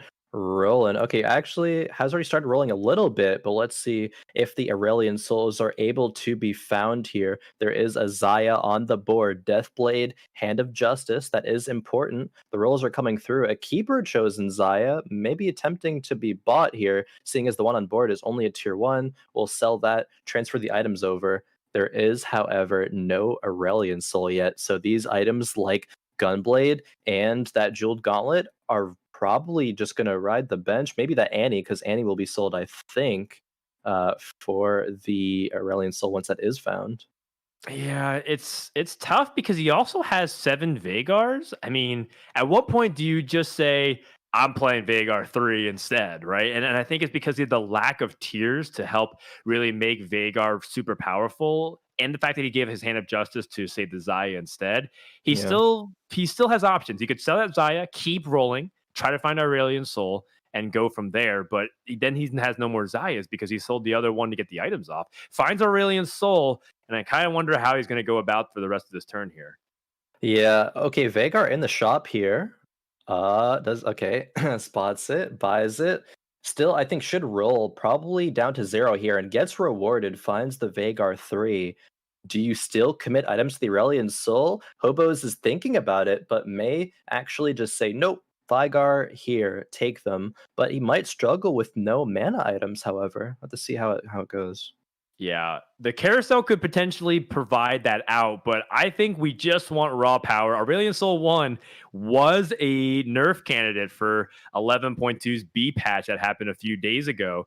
Yeah. And so now you kind of recognize that Vhagar is probably your carry, and you're going to need to find a really good item off the carousel. And Spencer is just applying so much pressure. Bert takes the 8th place in this lobby. All of a sudden, it's wide open, Khroen. The number 1 point leader going into the 4th lobby has just taken the bottom of the standings.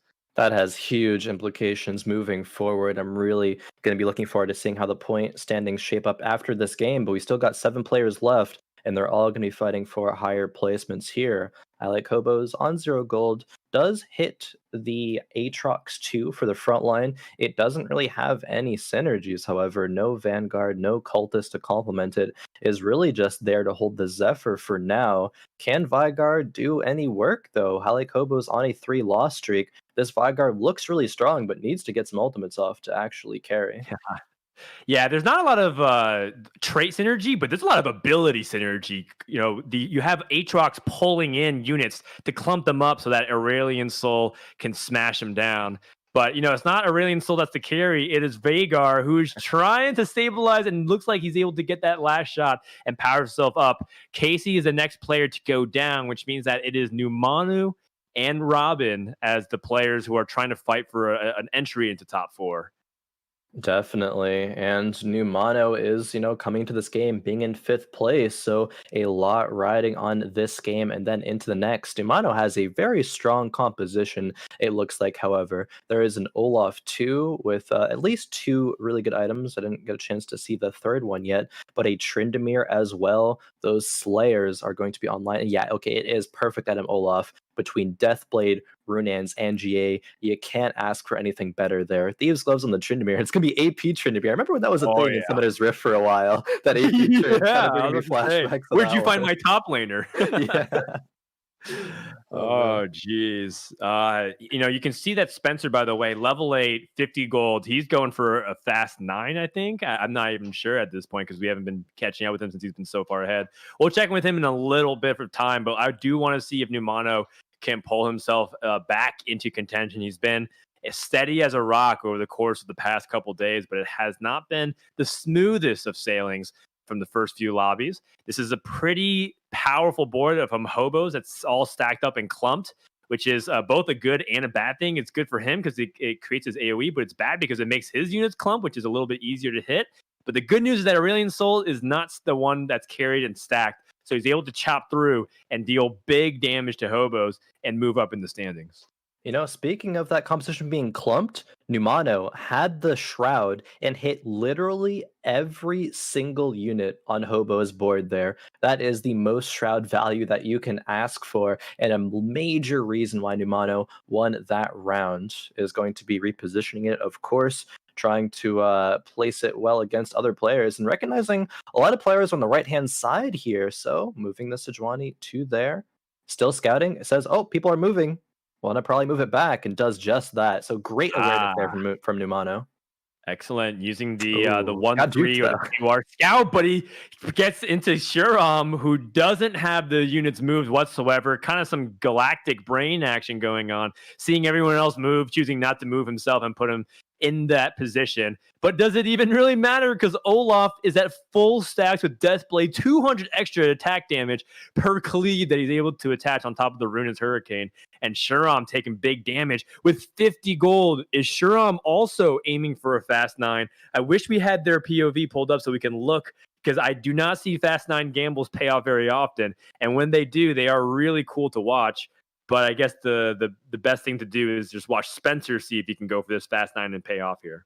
Definitely. Quickly want to note that Numano did get a Zeke's off of this neutral round. Going to put that on the Aurelia and buff up the Tryndamere and Olaf. So that Olaf destruction is going to be even more powerful moving forward. However, Spencer here has fast 9. And look at the gold. Spencer level 9, still 50 gold, nearly to his name. Now going to be 50. And okay, what improvements, I think, is the question that Spencer can make to the comp? There's 3 items on the bench. I believe the Fiora was item carrying. Some of them got sold, and now going to be finding that Swain too, it looks like. And that's going to be a locket holder, assuredly. Perhaps a Hodge on the Yone, I would surmise. Still needs a Shen upgrade. Oh, Samira right there. Okay, this composition is starting to reach critical mass here. Even keeping the Enlightened in, deciding to drop it because you want 3 Slayer in if you have a Samira too. That's huge. Yes, absolutely. At this point, you can see that Spencer is just putting every quality legendary into his board here. It does not matter about the duelist, right? When you play reroll duelist, you're kind of thinking about how many duelists can I fit in to try to get maximum attack speed. In reality, all these legendaries when they hit 2-star had a overwhelming amount of pressure onto the board. But look at this damage coming out from the mages from I Like Hobos. Spencer isn't done transitioning just yet. He did a pretty good job getting there, but he still has to improve his board a little bit more. As Robin dips down in 6th place, Spencer trying to be the one who might be the first person that we see today be a successful Fast 9 transition off of a reroll.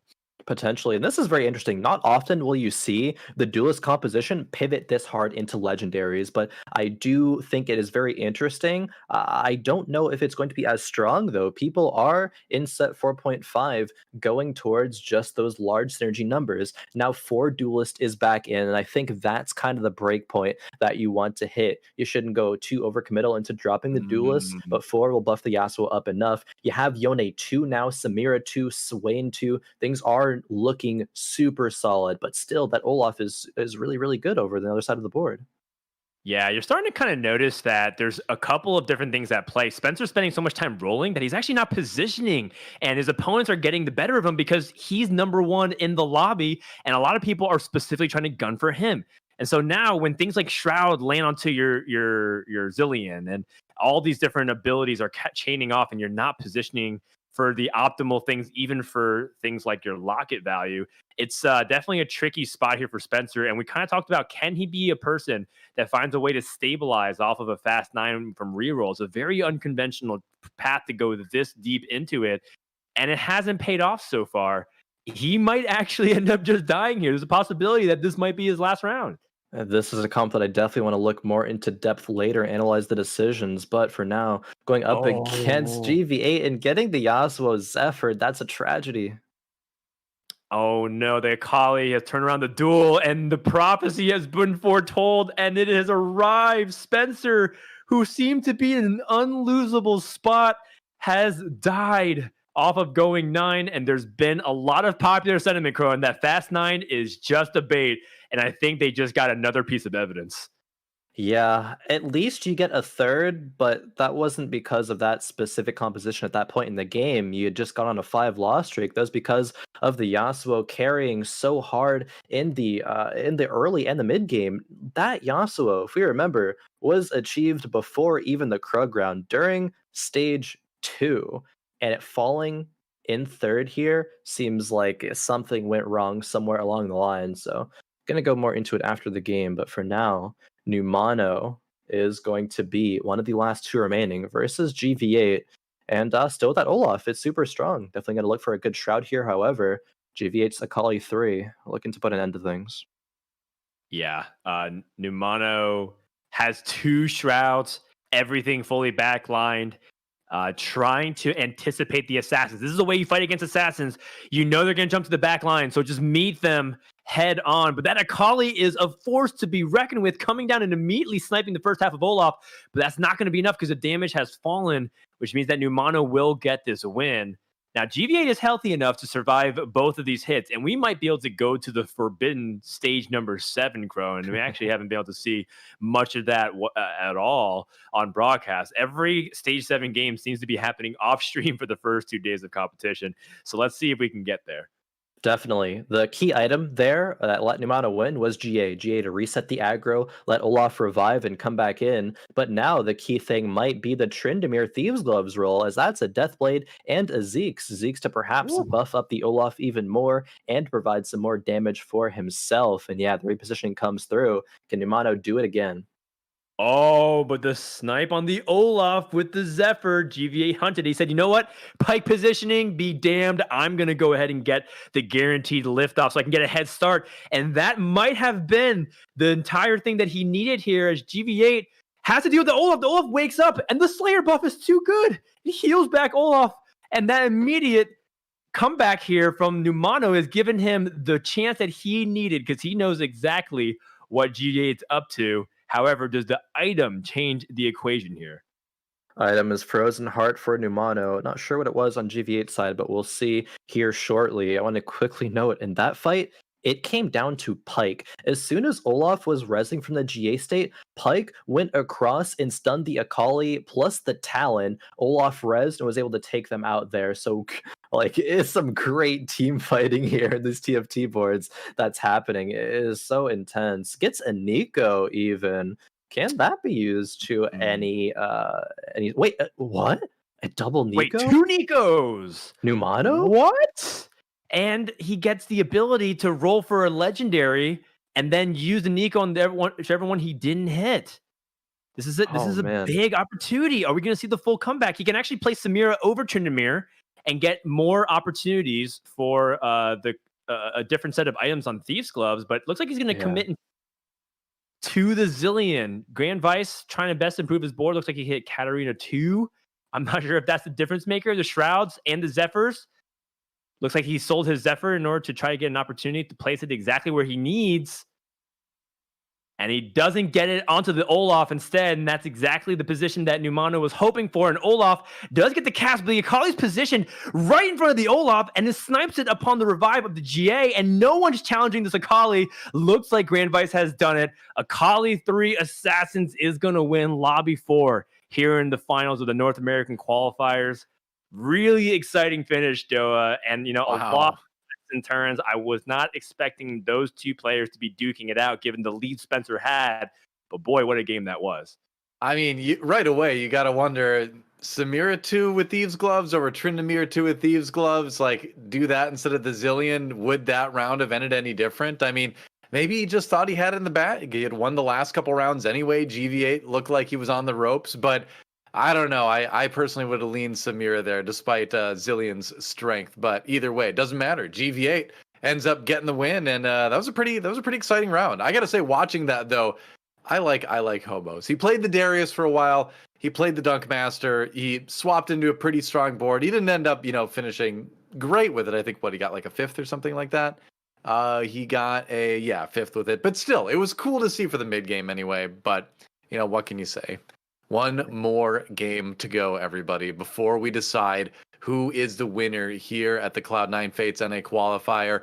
We're going to take a break, and while we do that, you have one more chance to type hashtag Puma into chat if you're in the Cloud9 Twitch chat, and if you are a US resident, and if you are 18 years of age or over, you have a chance to win this $100 gift card. I'm sure a lot of you meet that criteria. It's not that hard, really. Come on. So, hashtag Puma in chat, $100 gift card could be yours if you do that. That said, Frodan, Khroen, one more break before we find out who the champion is. The rest of you at home, don't go anywhere. The Cloud9 Fates NA qualifiers will be back right after this.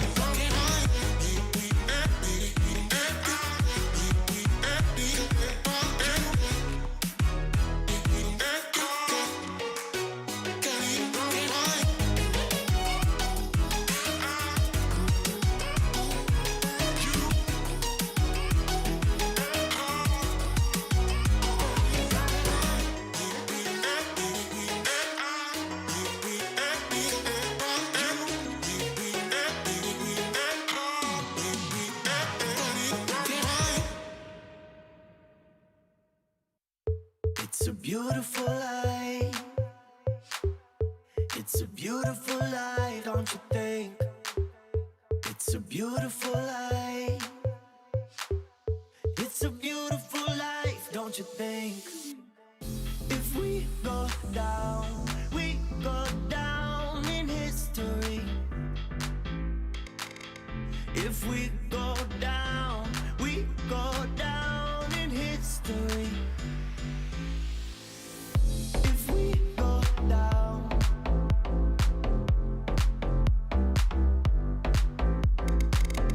If we go down. If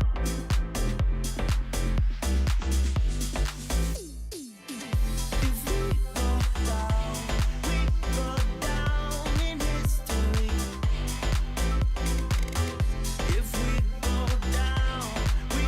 down in history. It's a beautiful life. It's a beautiful life, don't you think? It's a beautiful life. It's a beautiful life, don't you think? If we go down in history. If we go down in history. If we go down.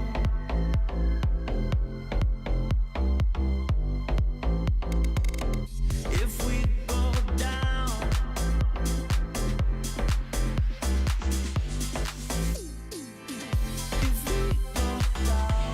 we go down in history. If we go down in history.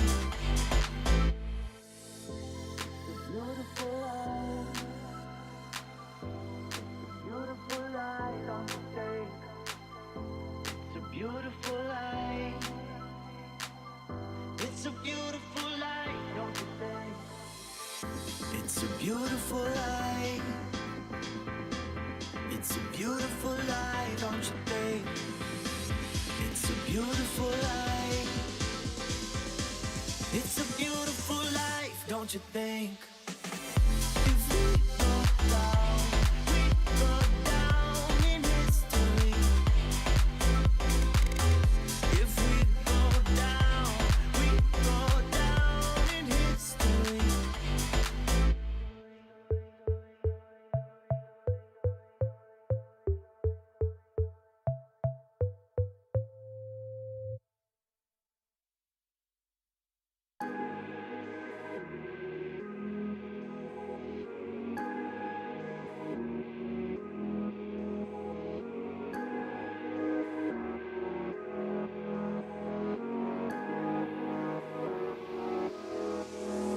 Come on.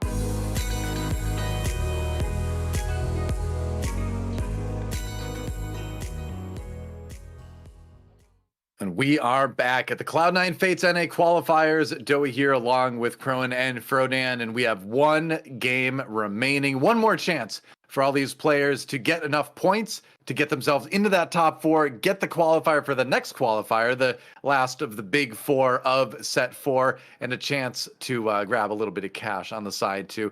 Let's take a look at the standings overall to see where things are. Grand Vice looking like a shoo-in for top four at the very least, with 2 wins and just some really solid play overall. Bertosaurus, Numano, Robinsongs all above 20. Spencer tied, but slightly worse on overall placement in the day. That's going to put him a little bit below Robinsongs. But honestly, this list could still change a lot, couldn't it, Khroen?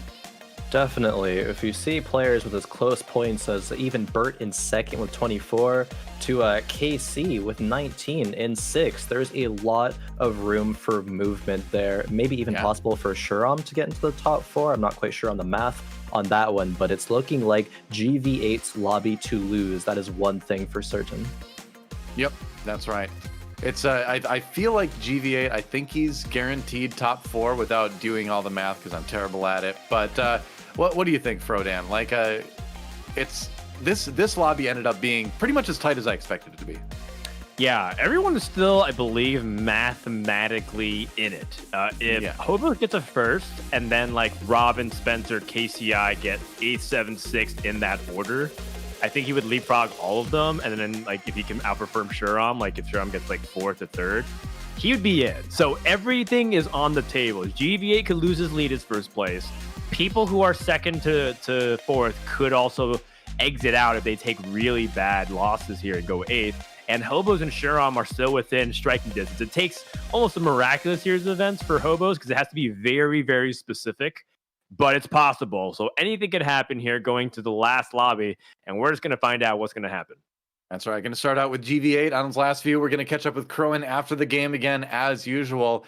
And, you know, the funny thing, we were talking about this during the break, Frodan, but we were trying to remember the last tournament we saw GV8 win, and we were pretty sure it might actually be the tournament that you and I casted at the end of 2019, back in set 2 when Blender was big. I feel like there had to be something since then, but that's the last time at least that we casted GV8 in a tournament winning position. Yeah, that was right. You know, TFT was still kind of in an awkward stage competitively because people weren't sure what TFT tournaments would even look like. So we were just doing like weekly tournaments that qualified for, you know, a top 8. And then players like Khroen, you know, were actually doing super well, along with this other guy. His name is Grand Vice 8.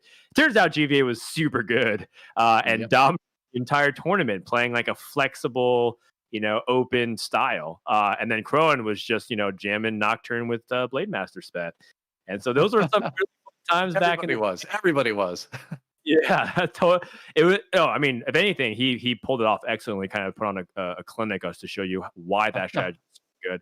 And I'm curious to see if GV8 can, you know, kind of inherit that mantle that so many people put on him. For, you know, months, people kept putting him as like a top 3 player, top 2 player in North America. But in tournaments, he wouldn't really be able to have that results because it's only a few games. This weekend, GV8 had played 17 games, and if he can end at number 1, I think it's really good to just kind of put him back in that conversation as a top player in North America. Yeah, right now he's got kind of a don't talk to me or my 2 sons ever again situation with the Tom Kench 2 and a couple Tom Kench 1s on the board. You're going to probably want to switch up a little bit, but hey, you know, Brawler reroll, Tom Kench 3 is shockingly annoying if you put a couple items on him. So it's not the style. We've seen GV8 do a lot in the past, but he has shown a little bit of reroll today. So who knows? I think Brawler Chosen's really good. Yes. Grand Vice is 6 points ahead of second place, so he won't lose if he top 4s. I think if he gets 5th, he's also very likely to win because I think he wins the average placement tiebreaker. So that's kind of the goal that he's setting forth. If he plays a very safe, methodical approach, don't take unnecessary risks, play a really solid comp that doesn't necessarily top 1s or top 2s, but can get that 4th, 5th cutoff, he'll be in a really good spot. I mean, so we've got honestly early game. Is there any other player that you want to kind of watch here early? Yeah, let's see. Who else is really in contention? Let me review that. Let's take a look at Bertosaurus, actually. He's the one that's the closest with 24 points overall. He's actually going up against GV8 in this early round, finds the keeper, chosen Elise, slams the Ionic Spark. So not super useful against a Tom Kench, who does not use any abilities. But, you know, still, Elise 2, not a bad unit early on. A little bit rough not to have the cultist in there, though. This looks like he's going to win. I mean, it looks like he's going to win against Grand Vice because Tom Kench does not deal damage. He pretty much just absorbs damage. That's his entire job. It's going to take a while. But this is this is not exactly a great spot for Bert in particular because Keeper Chosen doesn't necessarily scale very well, and it doesn't have a lot of damage inherently from it. And it's not even like the cultist variation of Elise that's a chosen, so he can like play 6 cultists and win streak with that board and then sell it. The pivot options from here too are limited, given that he has a Ionic Spark. So I think from Bert's perspective, I am really interested and intrigued by this Callista pair, and maybe he can just play Callista, because if there's one thing that cultists can do is actually play a Callista carry and maybe like peter out in 4th or 5th place. Because again, Bert might be in that same category. He's not necessarily super dialed in on first place. I think for him, he just wants to ensure that he doesn't drop out of the top 4. Right. We're going to be looking for players like him in GVA to play things safe, like we mentioned a little bit ago. Looks like, though, that Nidalee, too, is going to be able to get a lot of damage done now. Spencer definitely going to be dropping below 100 HP now. And so far, so good. And with that win, Bertosaurus is actually able to pick up that other Callista. If he would have lost, he wouldn't have been able to buy it. So a little bit of an awkward spot, but it worked out for him. Absolutely. Let's go ahead and check out a couple of other boards as we're still here in the early game and see how things are formulating across the battlefield here. Checking with Numano, another player of Focus, who is very much in that contention at third place, right behind Bert. 23 points. The cutoff is about 19 and 20 points. So we're going to constantly be referencing it throughout this game of what these points mean, because it's everything for some of these players. For some, it's not nearly as important because they are so far ahead in the snapshots and qualifier points that they're pretty much actually playing for money, which is a pretty interesting dynamic here in TFT. Some are just trying to play for the spots. Some just trying to play for that extra pocket change and keep that dream of being a TFT pro alive. Right. Hey, good spot to be in if you've already got enough qualifier points to just be worried about the cash. That's for sure. Looks like Numano slammed that early Zeeks onto that Fiora and just trying to get a little bit of duelist action going. But this Dragon's Claw Nasus, it's going to be close, but I feel like when the stun goes away, he's not going to cast. And that is going to be a win for the Fiora. It was so close. Ooh. Very, very close. One more cast would have done it.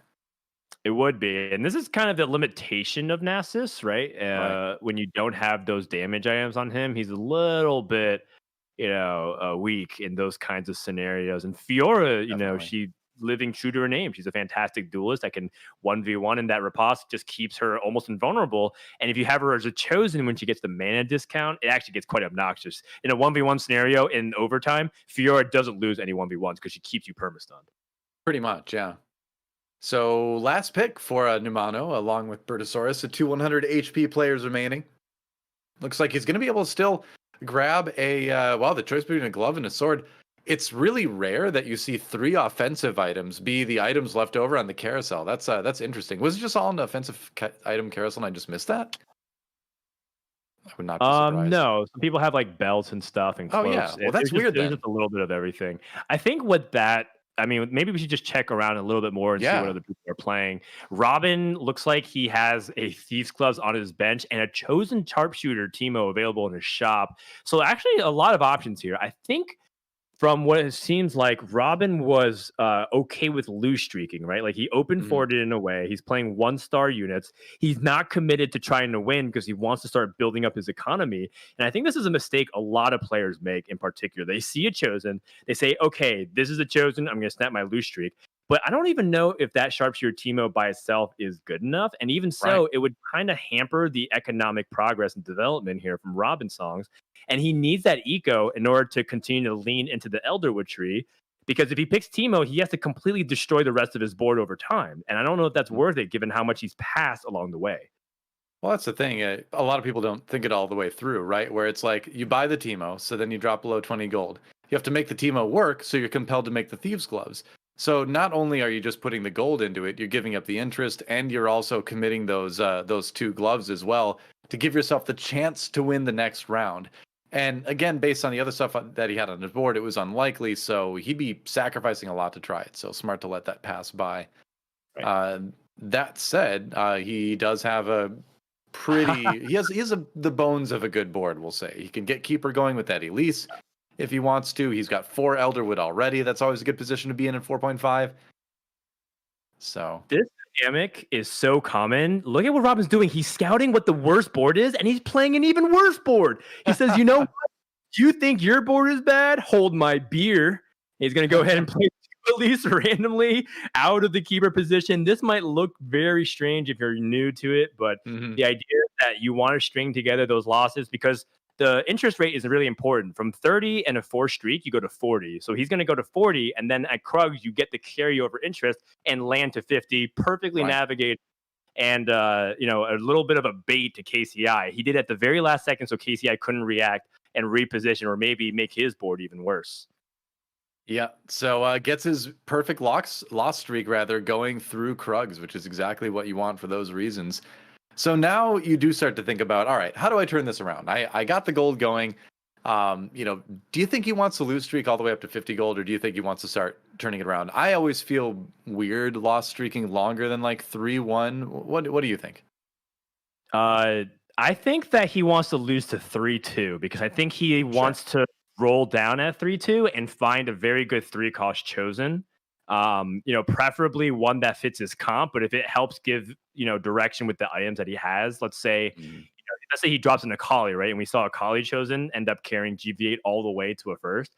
That could be what we're thinking about. So we'll actually, let's check back in on Robin later in the game. As with this part of the game, we can actually still scout a little bit. Let's go to Spencer, who we haven't seen yet. And Spencer's been a player that's actually in the position of Robin very often, where he was lose streaking. But this time, it does not seem like he's committing to the full loss streak. Yeah, he's got a pretty good Akali items initially with the RFC and the Jeweled Gauntlet, debating on if he wants to build a Giant Slayer there, because it will be a while until more item components pop out.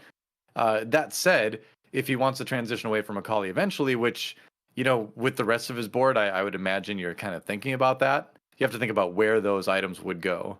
Now, RFC is a little bit awkward for Elderwood. I guess in a pinch you can put on Aurelion Soul just to get that slightly faster casting. But I'm curious to see if he wants to stick with the Akali and try to build off of that and ditch Elderwood, or if he sticks with the Elderwood direction and tries to build around that. Keeper Chosen isn't maybe the best way to go about that too. So maybe he's just really wide open right now, actually.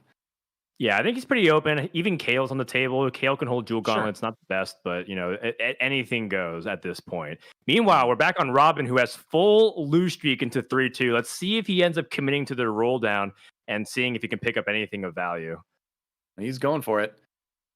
All right. Ooh, Slayer Zed checks to see if he has items for it. Doesn't seem like he really does. So he's going to pass that one by. There was an Olaf in that shop too, which might have been tempting for a moment. There's the Kale. Okay. But his items are just really tough right now because his items don't really point him in any particular direction either. He's got the Sunfire Cape, and then he's just got 2 gloves and a belt. Oh, but he does find the Mage Lulu. So this is something, regardless of your items, that I think you can build off of. Definitely one of the best Chosens out there, so I think he's going to be happy. Yeah, at the end of stage 4, Chosen Lulu was quite possibly the strongest early game Chosen in the game and allowed you to fast 9. That's right, skip 7 and 8 and just go straight to 9 and get a legendary board and play like Ashe with Hunters as a transition, or go ahead and lean into whatever you want to from that point on. So Robin looks like he has stabilized. I want to check out KCI, a player who didn't stabilize, and you can see a big difference in ideology because he was trying to re-roll for the Yasuo, and he's taken a ton of punishment to do so. In fact, he's dipping a little bit below. I wonder if he's going to continue to dip now that he's at 8 Yasuos. He does have the Nikos available as well.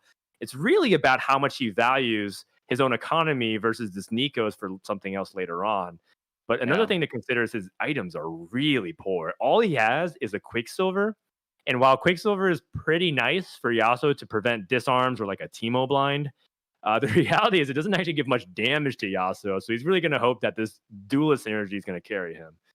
Right. You're pretty committed now. I mean, use the Nikos. You didn't roll down like super far as gold does, but you did commit to that Yasuo 3, so now you just really have to hope you find the items to support that. Otherwise, it might not be the greatest result. That said, it looks like he's going to get the win against maybe Britosaurus. That was really close. Another spear might have ended it, actually. But still in a very nerve-wracking position right now for KCI, down at the bottom at 52 HP. We'll hop over with Britosaurus and see how he handles his carousel and see if he might be ready to ditch this Keeper Chosen anytime soon. Yeah, this is exactly what Bert wanted, which is to play win streak style. He slammed a Ionic Spark, largely to believe to be on the weaker side of items in the late game. It's nice to get that magic reduction with whatever frontliner you have. So you can put on Yone, you can put it on Set. But for the most part, Bert knows that he's playing for immediate power as a trade-off for late game strength. And that's okay because Bert, again, just wants to play for that top 4. Interesting enough, another carousel where people are leaving some pretty nice offensive items towards the end. People are picking cloaks and belts and vests. And I think that could be a sign of maybe where the meta is starting to head as the Lucky Lanterns are coming in, Doa. Oh, yeah, that's right. We get a static shiv in the lantern. Well, a tier and a bow anyway, and an item reforger. So that gives you a lot of flexibility too, in that if you've built a bunch of tank items and you want to swap them over to damage items, you've got a chance to do that. So some big time flexibility coming out of the Lantern, which is what I like about the Lantern, is that it does give you those options. That said, Bertosaurus, the items themselves that he has don't combine into a lot of stuff that you're generally very interested in. You can see he's debating on redemption on that cannon. He's going to build that. Still a bow and a sword, so that could turn into some pretty useful stuff later. You know, if he finds a cloak, he's got a pretty good set of items in Deathblade Hodge and Runins. But it might hemorrhage a bit of HP in the meantime. Yeah. I mean, Spencer looks like he's been streaking. He's been doing a great job of it. Looks like he's also somewhat like building into the idea of playing assassins. He does have the ability to also play a full crit build with Jewel Gauntlet and the Infinity Edge, as you know, we were kind of talking a little bit about his itemization possibilities that you were mentioning. But the Reforger is what really makes things quite fascinating to think about. There's a couple ideologies of what you do with Reforger. It transforms whatever items that's on your champion into the same tier. So if you have one component, it'll transform one of those, the single component, into something else. But if you transform a full item, it'll transform into a random other full item. So there's a lot of belief that you actually want to use it only on one component, because if you use it on your full items, you might be just getting the worst possible items. Today I had a situation where I needed to pivot, so I reforged 2 items and it created Static Shiv and Luden's Echo, which is like completely useless for me because I was playing an AD comp and I was like, oh my god, I can't believe it. That kind of dynamic is exactly what's going through the player's mind. That's why you might see them wait to the very last moment to use Reforger, because they want perfect information of all their components drops before they commit to that. Exactly. It seems like it's time to pivot, but we're going to pivot over to watch I Like Hobos a little bit. Yet another Nasus 3 player, and this is a great itemized Nasus 3. Titan's Resolve, Dragon's Claw. If you can get like a second Titan's Resolve, which is entirely possible because he has 2 bows on his bench, then I think that's kind of one of the strongest ways to itemize this champion and really make it near unstoppable. Yeah, very much so. The rest of the items, though, do end up leaning towards making him feel like Talon carry is very possible. Oh my goodness. Ooh, there we go. Bench full of components, lots of defensive items. Another Titan's, but you can make Bramble Vest, which a lot of people consider to be another really important item onto Nasus, just to make sure that he doesn't get taken down by early crits, and also just makes him a lot more resilient against auto attack based compositions. So, like for example, he knows a Yasuo reroller is in the lobby. If someone, if he has an Infinity Edge, Yasuo's gonna get stuck on Nasus until the end of time. League of Legends 2 is gonna come out by the time that Yasuo kills that Nasus. The League MMO is gonna be out by that time. Wow, that's crazy. I just like a giant Nasus. So it's double Titans Resolve for me all the way. But no doubt, Brian Bloodfest is good until Lee Sin kicks him off the map. No! Oh my god. You hate to see it. You hate to see it. That's right. Oh, jeez. Hobo giant Nasus is heavier. He wouldn't have been kicked off. Well, I mean, that's the situation where you're like, all right, it was early in the game. I wasn't expected to have to scout that. It's 4-2. I didn't think there'd be a Lee Sin kicking my Nasus off the board. So, okay, duly noted. In the future, I'll scout for that. But yes. it hurts in the moment. For sure. And a great job by Spencer, making sure that he knows who's in his pool. You can only play the most 4 recent opponents. So if you know that one player that you're scared of is that Nasus with full items, you just choose that side and lean your Lee Sin to try to snipe it. So it's a really good job playing the odds there. As we do find the faded Nasus versus Yasuo match that we kind of talked about. The X factor is whether or not some of these other support units can actually play a big role, and I think you did see one of that. Fiora getting a very nice stun onto Yasuo just to stall. You got giant Nasus versus giant Yasuo. Nasus is going to win that one every time, especially with the items he's got. But like you said, Nasus doing his job. We're going to swap over to KC's board right now to check out how this Yasuo is doing. And we mentioned this earlier where he only had the QSS for the Yasuo at the time. He added the Titan's Resolve, which is a good item for the Yasuo, but still no pure damage items on your carry, which is a little bit alarming maybe.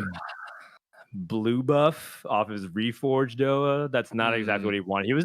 He's a No. little bit gambling, right? He's like, I really want this different component to specifically be gloves so I can get Hand of Justice for my Yasuo, because the problem still persists.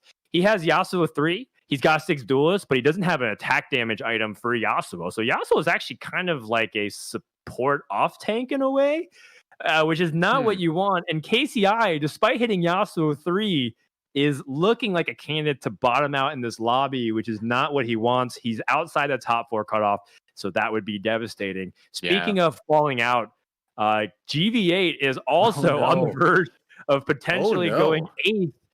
He needs to pull it back. We cursed him, Frodan. We talked about, you know, how long it had been since we've casted him winning a tournament, and you know, when you do that as a caster, you do kind of put people in a very threatened position sometimes. They can be cursed without us even knowing it. But I'm surprised actually, because he's got this Shyvana chosen.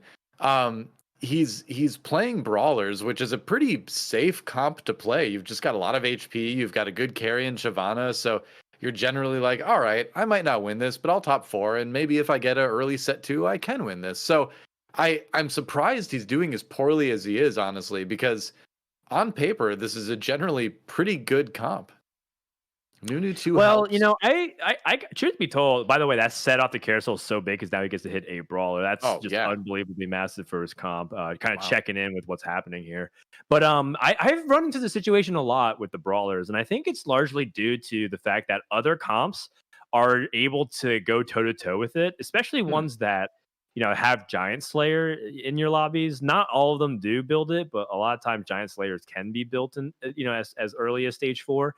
And so it ends up just like chopping down your brawlers really quickly. And the second thing is, you know, Shyvana is pretty fickle at times because she sometimes does the Kindred where she like transforms into a dragon and belly flops into your opponent's carry and then puts herself within harm's range. So sometimes I feel like Shyvana, even though she's great as a carry in this 8 brawler build, sometimes she completely trolls you. She's supposed to jump away, but especially if your opponents are playing something like Enlightened Talon or Zed, like you said, sometimes she can jump right on top of the carry in that case. That round went fine. Ran into KC, who's the other weakest player in the lobby right now, so GV8 at least perhaps avoiding an 8 in this game. There's another Nunu, so he's rapidly approaching Nunu 3, and now that he's got 8 brawlers too, he's hit that stretch goal already where he's going to have so much HP. He's going to have a good amount of AD. Remember in 4.5, the Brawler trait gives you attack damage as well. So I feel like after the carousel, he's in a much better position now. And we'll see how he does against a player like I Like Hobos and this big Nasus. Right. Hobo's the other reroller in this lobby. And, you know, that's if he can take out both of them back to back, that'll give him some confidence that he has passed the curve. Around this part of the game is where you start to really worry about your composition if it can hold out the rest of the lobby. But he's 2-starred almost everything except for the set. So he's in a pretty good spot, to say the least, as he finds another Shyvana. And the thing is, too, that, you know, you saw him rolling a lot on 7. He can still keep doing this to 3-star Shyvana and Nunu. He doesn't actually have to go to 8 because the Elderwood buffs, they're nice, but, you know, he actually has a spatula. So if he gets a cloak here, he doesn't need to really add in anything else to make his comp, you know, complete, in air quotes there. You know, one of the things too is that another reason you don't need to go to 8 is because it's only a 5% increase in terms of finding a 3 cost. So while that's nice, it's not necessary per se. You know, it's probably better to spend the gold now. And there's another Vi. So, you know, and you're kind of looking at some 2 stars. Maybe you get a 3-star Vi and that's okay. But wow. Yeah.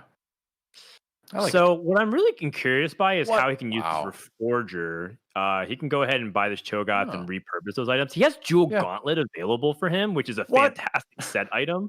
But he hits a Cho'Gath 2 on his roll down. He's 2 Shyvanas away. And right now, GV8 looks like he's in a pretty good position to play for Shyvana 3, which is just going to be one of the more powerful boards on stage 5 that might be able to get him a top 2. Finding that second Cho'Gath 2 is pretty amazing. I feel like he's destined for a top 4 here. Maybe I'm cursing him by saying that, but I'm just feeling it. Then he runs into the Kale. Oh no, what have I done? I'm sorry, GV8. I'm sorry. Here comes Set. Oh, he's fine. Okay. Now, we saw him slam the Dragon Soul spatula item on the Set well. And when he hits 8, he can add in that third Dragon Soul. And Yeah. Dragon Soul set sounds pretty good to me. I personally think he forgot about the spatula. The way he ordered everything, I think You it think so? maybe he thought he had Jewel Gauntlet. Okay, Vi 3 is nice. Oh, huh. He's wonder. still going for it. That's an interesting point. Because because Trap Claw's not a bad item on set. Because a lot of times he takes a lot of heat early. So yeah.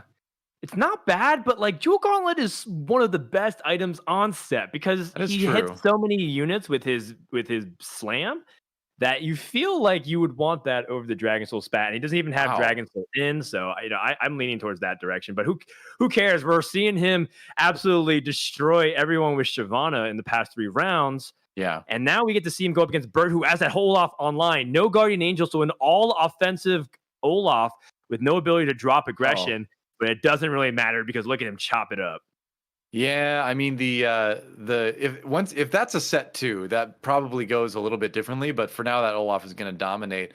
On the sidebar before that round, by the way, Robin Songs hit Vagar 3 and Rakan 3. So Elderwood reroll coming together for Robin Songs up in 3rd right now, at least. All right, Spencer, sounds good. We're going meanwhile? to check in with him in a little bit. I wanted to see how Yeah. Spencer's doing because Spencer is a player exactly on that bubble. He is tied for 4th, but he has a lower tiebreaker right now. So he needs to get a decisive top 4 finish here, and he is in danger of not doing that right now because Mhm. he's trying to stabilize with level 8 legendaries, finds the Lee Sin 2 off the Nico's help, trying to reposition accordingly and protect his Olaf. Olaf does not even have that good of an item. It's basically meant for Kale, but he couldn't find Kale, and now he needs to try to survive against Robin, his exact nemesis for top 4. Yep, that's right. And we'll see if he can do it. The Olaf starting to do some work on that Rakan 3, but it's taking so long to chop through it. That said, it looks like he's okay because, maybe I spoke too soon. Oh no. The Aurelian Soul comes through and sends Spencer out of the game in 7th, KC rather, out in 8th. So that is a rough result for Spencer as he came into this one on 20. So almost certainly not going to hit that top 4 now. GV8 takes a loss and he is down to 4 HP. So our top 4, look at that big difference in HP. It's a 33 hit point drop from 4th to 5th right now. It's happening. The possibility that GV8 does not win this tournament is on the table because Bertosaurus, if he gets 1st, would get 34 points. If GV8 goes out in 6th, that is 33 points. And so we do have a little bit of cemented standings here for KCI and Spencer, who both were on the cusp of potentially making top 4, but with the 7th and 8th, very unlikely to do so, if not impossible at the moment, I think. And you look at GV8, who looked very comfortable at that spot. Is that so good? Is that going to be the key? 6 mage, 6 Elderwood. I don't know if he's going to go for 7 mages, but that would be pretty awesome as well. I mean, you could. It wouldn't be very tough for him to get to 8 right now. He's got the TF. Why not? Yeah, jump up to 7 mage. I think that's smart. And just the mage cap on Rakan is so good because he double casts the dash blind. So you're pretty much ensuring that the vast majority of the team is going to be blinded rather than just, a big chunk of it. It goes from majority to vast majority most rounds. Love the Twisted Fate as a frontline ward for your army, just to scout ahead and absorb the initial shots. That Aurelian Soul has been ramping up, and we get to see the full power blast of 7 mages deleting everything. And Shuram, the open bracket hero, another victim of the Robin Song Elderwood army. And if GV8 goes out, that actually means that he is going to secure that 1st place, I believe. We're going to go ahead and check on the math just to make sure after the lobby ends. But if not, that also does mean that GV8 should be in that good spot. And he does have that Shyvana 3, which has shown you why he was able to stabilize and get that really crucial 5-5 win. That'll help a lot. Yeah, the Shyvana 3 is a big deal. Now, Robin Songs, even if he does get 1st place, he'd only end up at 30 points, which would just tie what GV8 is at right now.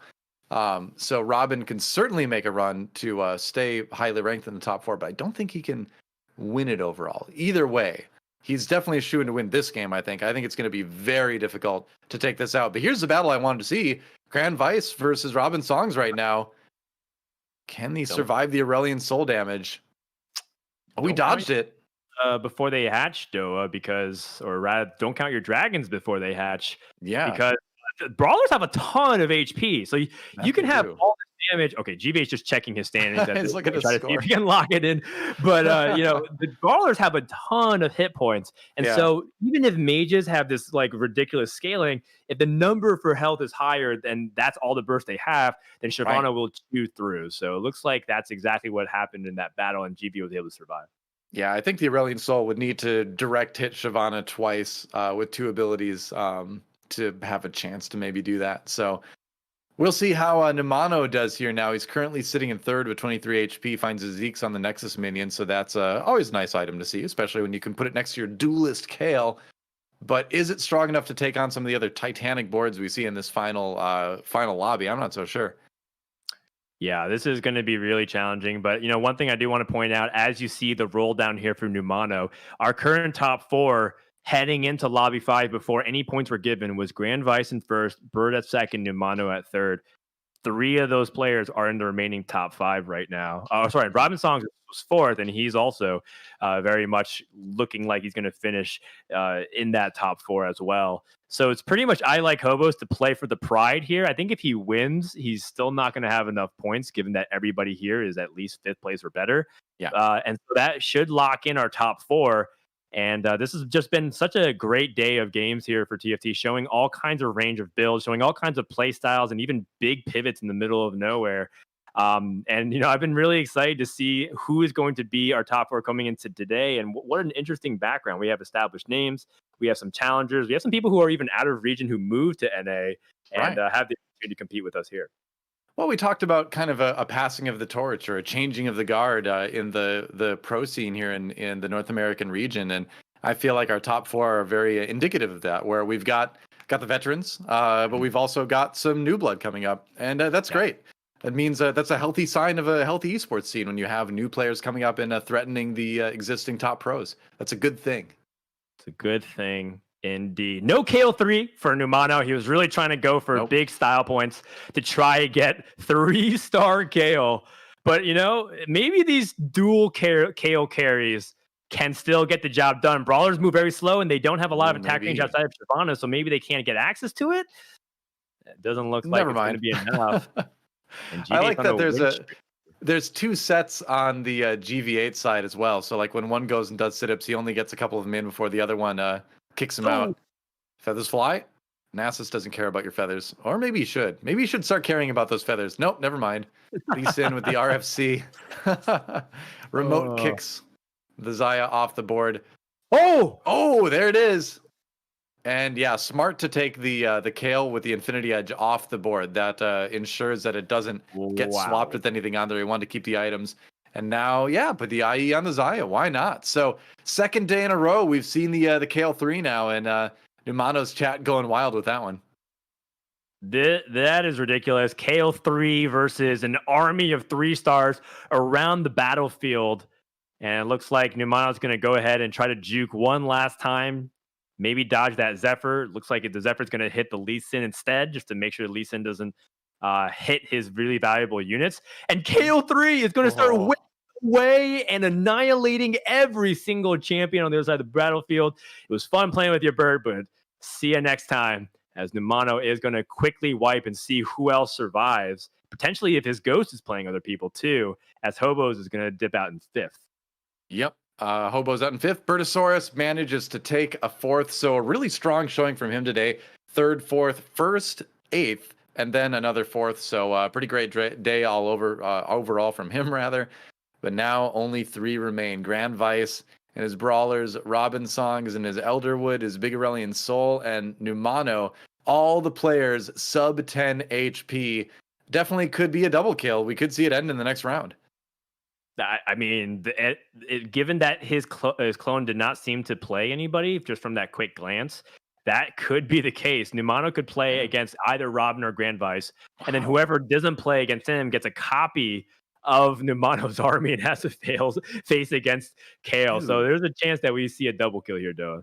This is such a high roll lobby right now. Do you realize we've got like Rakan 3, Vagar 3, Annie 3 over there? We've got like the 8 Brawler synergy going, and then we've got the Kale 3. Like, these are 3 incredibly strong boards. Like in basically any other lobby, each of these 3 could win. Oh, it happened. Zephyr. Ghost is playing against, I believe, Grand Vice. So this is an opportunity for Kale to show off and put a cap to the end of the tournament and show you why she is a 4-cost carry that has defined the meta this week. And Numano is going to close out the 5th lobby with a win. Wow, Numano gets the win in the end, the Kale 3 double kill. And yep, you know, rerolls are pretty strong. That is true. But ultimately, at the end of the day, I feel like it's a flashback to set 3 again. These Kale comps, especially if you hit the Kale 3, that helps a little bit, are going to be just so hard to beat if you get them online. Khroen, what's your take on that last game of the day? That was a great game. That was, I think, the best one we've had today. Oh yeah, my heart was pounding after watching that game. There was so many implications in terms of standings. I was very closely watching GV8, Numano, Bertosaurus, because all of them had the potential to win. It looked like GV8 might go out super early in that game. He was getting so low, hit the Siobhan, hit the set on the carousel. That was some real pivotal turning points. If that didn't happen, we might actually have another winner here today. But of course, it will be GV8. We know that much. Of course, we got to tabulate the rest of the scores, but man, there couldn't have been a better game to end things off on here. Yeah, absolutely. Yes. Go ahead. I was going to also make one comment, is that the players that were all in top 4 in the standings going to the 5th lobby all placed top 4. GV8, Numano, Bert, and Robin were the ones who finished 1 to 4. So yeah, that's just a reinforcement of, you know, people's lead, even though there's comeback potential from people on the bottom, especially from Spencer and KCI. They made it really close, and it was a very tight lobby, and overall, like, a lot could have happened. I'm really happy with the way today's games went. Yeah, it was just a great day of TFT. We knew it would be because of the quality of the players coming into it, and I think the meta is really fun right now. Rerolls aside, like, I don't mind it. I've always kind of liked reroll metas anyway, so this is kind of my style of TFT right now. So it's fun to see just the variety of comps. You know, again, like, I go back and I look at a player like, I believe it was, I like Hobos, who, although he did finish outside of the top 4, in fact, I believe he finished at the bottom of our standings for today. He made it this far, and he made it this far playing more different compositions than anyone else in the tournament. So I think he deserves a lot of props as well for just bringing a huge variety and showing that if you're good enough, you really can excel in Fates with a lot of different looks at your board. You know how you can excel as well? Segue. If you're in the Cloud9 Twitch chat, you can type hashtag Puma to have a chance to win a $100 Puma gift card. Don't miss out. This is your last chance to do it. So if you're 18 or older, if you live in the US, you have a chance to win it, that $100 Puma gift card. Hashtag Puma in the Cloud9 Twitch chat to enter your chance to win it. But we're going to see the results for our final standings in just a moment here. See who takes 2nd through 3rd, because we know Grand Vice won number 1. Like, he dominated today. His average placement on the day is 2.6, which is crazy. He went 1st, 6th, 3, 1st, 2nd. That is a awesome run of games, and a real testament to, like, his play style in the current meta as well. And keep in mind, the player that won this tournament is not a player known for rerolling. He did it a little bit today, but for the most part, he played his style, which is strong board, fast leveling, and just massive amounts of changing and positioning and scouting. So Grand Vice wins it. Bertosaurus takes 2nd, Numano with a 3rd, and then Robin Songs at 4th. Yeah, I mean, can we give also a little bit of love? These standings aren't 100% correct. Numano ended up winning that last lobby. So Numano and Bird are actually switched. Numano has 33 points. Even though GV8 won, congratulations to him. Really well played, and overall, he should be really happy. The consistency over the weekend from Numano, who once again averaged just a cut a little bit above 3.0 placing, 3.4. Really well done. Every day he was, right there at the top. He was like 1 or 2. Some other players, they had some times where they were like first advancing through, or they're like at the very end of the cutoff at like 8th or whatnot. So he's a consistent force, and I'm going to be looking forward to see from him. And then from Bert and Robin, any thoughts, Khroen, about these two players? About Bert and Robin, I mean, oh man, Bert in that last game, it was kind of unfortunate running into specific matchups. I think he ran into Numano like twice there at the end. Then once after hitting the kill 3. Robin getting that 4th place here, I think is huge. Started off really slow, hit the 7th, but then was pretty consistent, throughout. But man, going up against players like Bert, Numano, and GV8, I did quickly want to highlight Numano again from that last game. There was such an evolution from game 1 of today to game 5 there of Numano. Numano first couple of games said, "Oh, Duelist Yasuo, I'm re-rolling." That last game, Numano had a Duelist Yasuo at 2-1, but decided instead to level up, only played it for 1 round, sold it, played 3 Fortune, and for 1 round, won, and then sold it again. So kind of took playing flexible to the next level and found the duelist spat for the kill. Like, Numano played that last game. It's some of the most impressive TFT that I've ever honestly watched. And it's unfortunate with that ends that you couldn't get the victory, but GV8 just playing way too consistently throughout the whole day. And now we see the correct standings. Numano obviously in second, a player that I'm definitely, proud of, but GV8, too good, man. Yep. What can you say? I mean, it was only a matter of time until we saw Grand Vice win another tournament, I think, and really doing it in dominant fashion today, despite the strong performances from some of the other players. But more than anything, I hope a lot of the fans out there just found some new players to watch streams for. I mean, there's obviously we have a great crop of popular streamers right now, but I think players like Numano, hopefully he gets a boost in viewership. I've really enjoyed watching him this week in particular, before the tournament leading up to it, doing some research on him. So I'd encourage people to check him and the other players that they may not have watched out as far as their Twitch streams go. Definitely something to do. But I think that leads us to the end of the day here. So it's time for the final thoughts for the tournament. Frodan, what's your take on this weekend? I'm really happy to see how the patch seems to be playing out. I know there's definitely been some concerns about where Set.5's direction is going, but the TFT team, they're some of the most dedicated game developers I've ever seen in the entire industry. So I know that a lot is going to be, thrown at them in terms of feedback and criticisms, but we all love the game very deeply, and I'm really excited to see more tournaments for TFT in the future. Oh, also check out this podcast. If you love TFT and you love hearing commentary, Doe and I host a podcast called Teamfight Talk Show every 2 weeks. And we'd love to have more guests. We maybe can have Khroen back on one day. And so it'd be really great to see more people show up for that, because we talk with all your favorite TFT pros. Yep, that's right. Well, Khroen, what do you got to say after a weekend of TFT like that? And I got to echo the sentiment that Frodan just shared about the TFT team. It just does such a good job. I'm really, really liking 4.5 so far. And we got to see that displayed with, the best TFT players in North America throughout this whole weekend.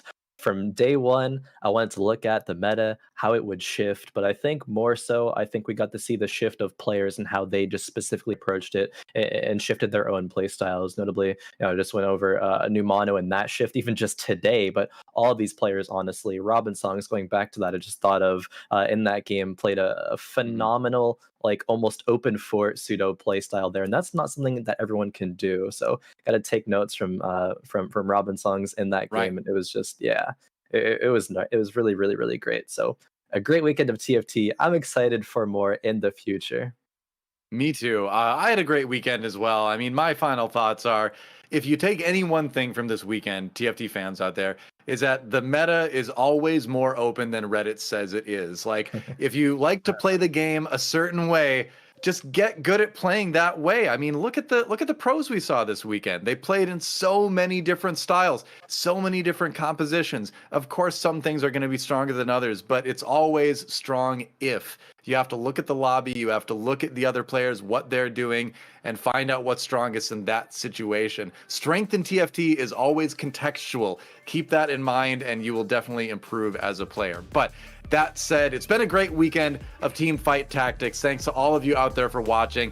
Thanks to our staff behind the scenes at Cloud9 who did such a great job of putting this tournament on. And thanks to our sponsors, our presenting partner Red Bull, of course, and our supporting partner Puma. And thanks to the players for showing us some awesome games as well. But that's going to do it. So until next time, go enjoy Teamfight Tactics, watch some streams, chat about it with your friends, but in a productive way, of course. Stay safe, and we'll see you next time. Take care.